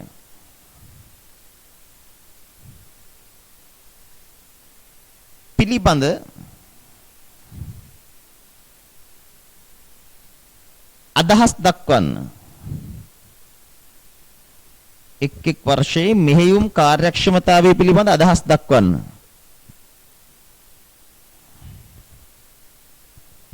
4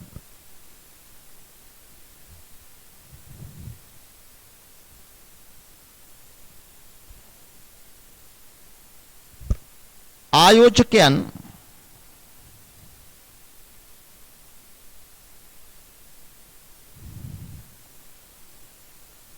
වඩා දිරිමත් වන්නේ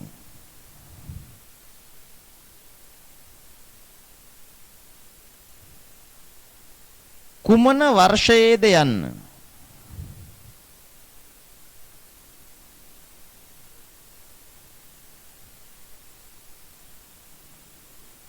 හේතුව සහිතව දක්වන්න.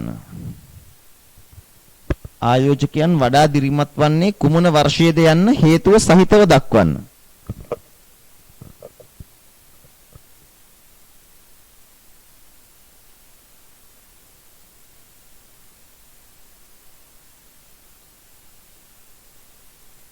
පහ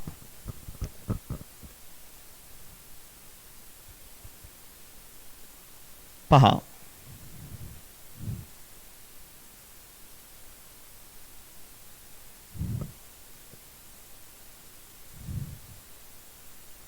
සමාගමේ ලාභදායීත්වය පිළිබඳ අදහස් දක්වන්න.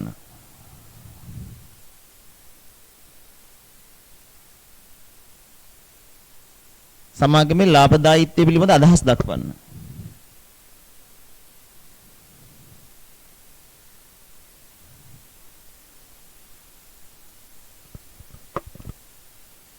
මේ වට ලොකු කතන්දර ලියන්න එපා. විනාඩි 5ක් අරගෙන උත්තර ලියන්න. මං දුන්නේ 2021 331 අවසන් වර්ෂයේ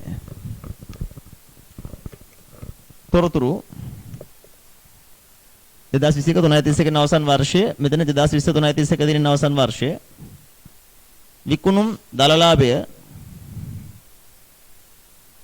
විකුණුම් ලක්ෂ 5යි ලක්ෂ 4යි දලලාභයේ ලක්ෂයයි 80යි තොග පිරිවැටුම් අනුපාතයේ වාර 20යි වාර 16යි ණයකැති පිරිවැටුම් අනුපාතයේ වාර 25යි වාර 30යි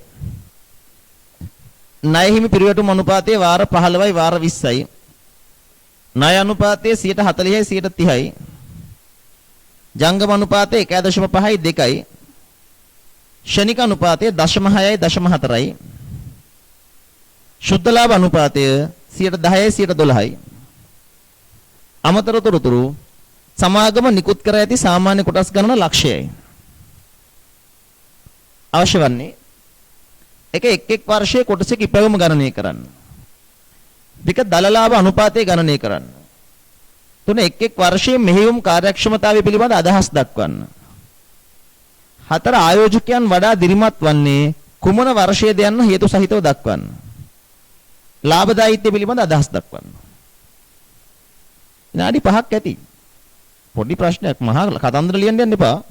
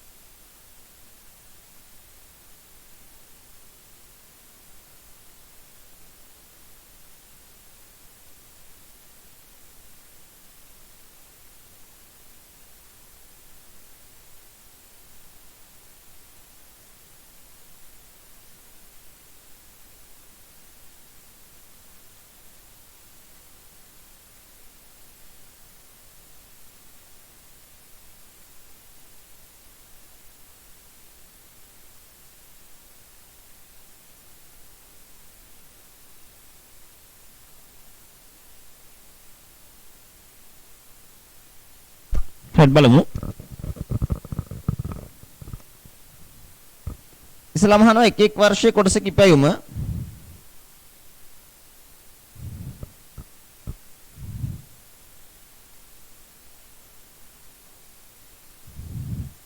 බලන්න.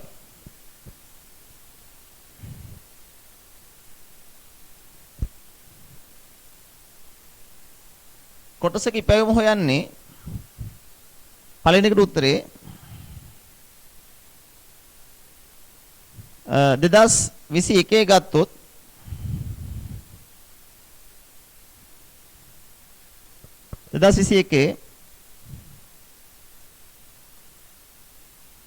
මෙතන ශුද්ධලාභය අපි මෙහෙම කරන්න. ශුද්ධලාභ අනුපාතය තියෙනවනේ. විකුණුම් මත ශුද්ධලාභ අනුපාතය ආදේශ කළා නම් එනවා නේද ශුද්ධලාභය? විකුණුම් ලක්ෂ 5යි ශුද්ධලාභ අනුපාතය 10%යි. එහෙනම් පළවෙනි අවුරුද්දේ ශුද්ධලාභය 50,000යි. දෙවෙනි අවුරුද්දේ විකුණුම් ලක්ෂ 4යි 12%යි 48,000යි. බෙදන්න නිකුත් කළ සාමාන්‍ය කොටස් කරන ලක්ෂයයි. අවුරුදු දෙකේම ලක්ෂයයි. මෙතන කොටසක ඉපැයුම 0.5යි. මෙතන 0.48යි. පැහැදිලිද? 0.5 0.48යි නේ. දලලාභ අනුපාතය. දලලාභ අනුපාතය හොයද්දී ඉතින් දලලාභය බෙදන්න විකුණුම් වලින් වැඩි කරන්න 100න් පළවෙනි අවුරුද්දේ 2021 දලලාභය ලක්ෂයයි. විකුණුම් ලක්ෂ 5යි. ලක්ෂ 5ට ලක්ෂයයි කියන්නේ 20%යි. 2020 80,000 බෙදීම ලක්ෂ 4 ඒත් 20%යි. දරලාභ අනුපාතය වෙනසක් කියලා නැහැ. ඊළඟ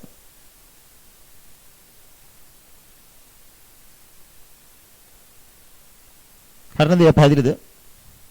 ඊළඟ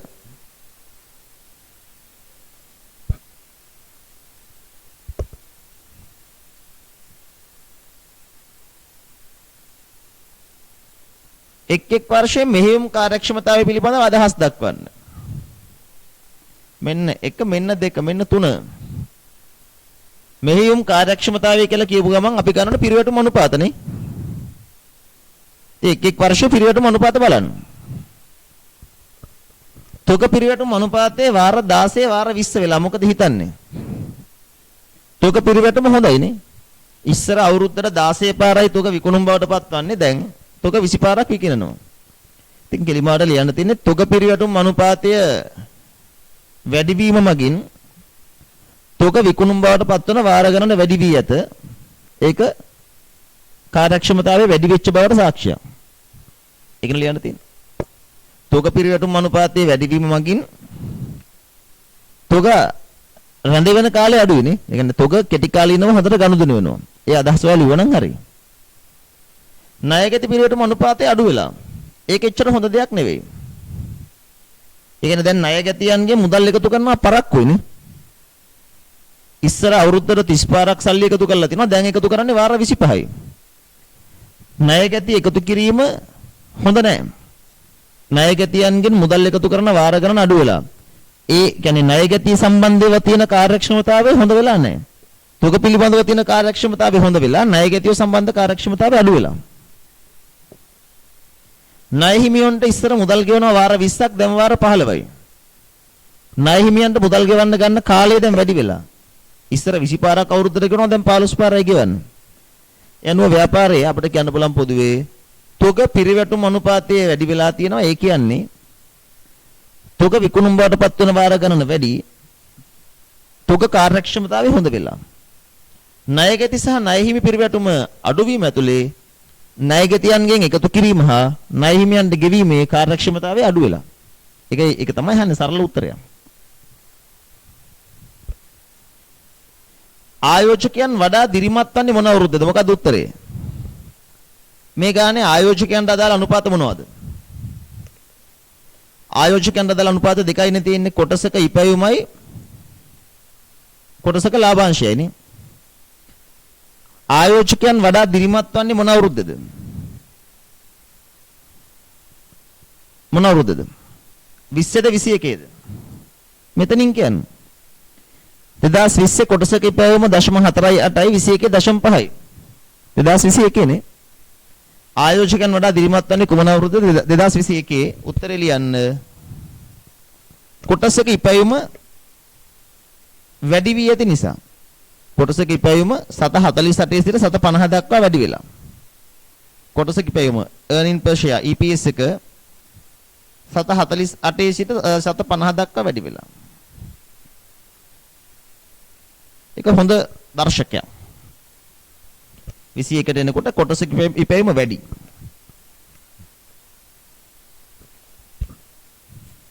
පහ. ලාභදායීත්වයේ පිළිබඳ අදහස් දක්වන්න මෙතන ලාභදායීත්ව අනුපාත දෙකක් තියෙනවා. දල ලාභ අනුපාතයේ වෙනසක් නැහැ. සුද්ධ ලාභ අනුපාතය අඩු වෙලා. දල ලාභයේ වෙනසක් නැහැ. නමුත් සුද්ධ ලාභ අනුපාතය අඩු වෙලා. ඒත් එක ලාභදායීත්වය ගත්තාම මෙතන අපිට මේ යෙදූ ප්‍රාග්ධනය මත ප්‍රතිලාභයක් ගන්න බෑ. අපිට කෙලින්ම කියන්න පුළුවන් දල ලාභයේ නොවෙනස්ව පැවති අතර සුද්ධ ලාභ අනුපාතය අඩු වෙලා. අදහස තමයි සුද්ධ ලාභදායීත්වය අඩු වී ඇතනේ. ලාභදායීත්වය පිළිබඳ අදහස තමයි සුද්ධ ලාභදායීත්වය අඩු වෙලා. මේකට හේතුවක් වෙන්න පුළුවන් වියදම් වැඩි වෙලා ව්‍යාපාරනේ. ඒ කියන්නේ දල ලාභයේ නියතව තිබිලා සුද්ධ ලාභයේ අනුපාතය අඩු වෙන්න හේතුව වියදම් සාපේක්ෂව වැඩි වෙලා. 2020ට සාපේක්ෂව 21 වියදම් ප්‍රමාණය වැඩි වෙලා. ඒ නිසානේ දල ලාභ අනුපාතය එහෙමමයි. නමුත් සුද්ධ ලාභ අනුපාතය පල්ලෙහාට ගිහිල්ලා. ඒ නිසා ලාභදායීත්වය පොඩි ප්‍රමාණයකින් අඩු වෙලා නේ. ලාභදායීත්වය සුළු ප්‍රමාණයකින් අඩු වෙලා. කියන්නේ වියදම් වල ඉහළ යාමක් නිසා. ඒ වගේ අපිට කම්පැනි එක ගැන අදහස් දක්වන්න පුළුවන්. ඔය අපි කතා කළේ අනුපාත විශ්ලේෂණය කියන කොටස. ඉන්ටර්ප්‍රිටේෂන්. රයිට්. තුන්වෙනි එක අයිපාරක් කියනලු මම තුන්වෙනි එකේ කතා කළේ තොග පිරිවැටුම් අනුපාතය වැඩි වීම තොග කාර්යක්ෂමතාවය හොඳ වෙලා ඉහළ ගිහිල්ලා. ණයගැති පිරිවැටුම් අනුපාතය අඩු වෙලා සහ ණය හිමි පිරිවැටුම් අනුපාතය අඩු වීම මත ණයගැති එකතු කිරීම හා ණය හිමියන්ට පියවීම අකාර්යක්ෂමතාවයටපත්. අකාර්යක්ෂම වෙලා කියන්නේ කාර්යක්ෂමතාවය අඩු වෙලා. තොග පිරිවැටුම් අනුපාතය වැඩි වෙලා ඒ කාර්යක්ෂමතාවය හොඳයි මේ දෙක අඩු වෙලා. ශනික අනුපාතය කියන්නේ මොකද්ද? ගිය සතියේ හිටියේ නැත්නම් ගිය සතියේ නෝට් එක කරන් බලන්න. හරි. අතරම අනුපාත විශ්ලේෂණය මම උතනින් නවත්තනවා. නමුත් අපිට ඇත්තටම ඉස්සරහා රිවිෂන් පන්තියකදී තව ගණන් අනුපාත විශ්ලේෂණය නැවත වතාවක් කරනවා. හැම පාඩමක්ම ඔයාලට දෙපාරක් කරනවා. රිවිෂන් එකේදී මේ වන්නතු ගණන් හැදීමට වැඩි බරක් තියෙනවා. අනුපාත ටික මතක ළමයින්ට රිවිෂන් එකේ අපි පොඩ්ඩක් අමුතු ගණන් වලට යනවා. මේක තමයි තීරිය. ඒත් අපි ප්‍රශ්න පත්‍ර වලදී මෙතනින් එහාට අනුපාත සාකච්ඡා කරනවා. ඒ නිසා මෙතනින්දී රැඳෙන අවශ්‍යතාවයක් නැහැ මීට වඩා අනුපාත පාඩමේ. හරි. එහෙනම් අපි උතනින් නවතිනවා. අයිබෝන්.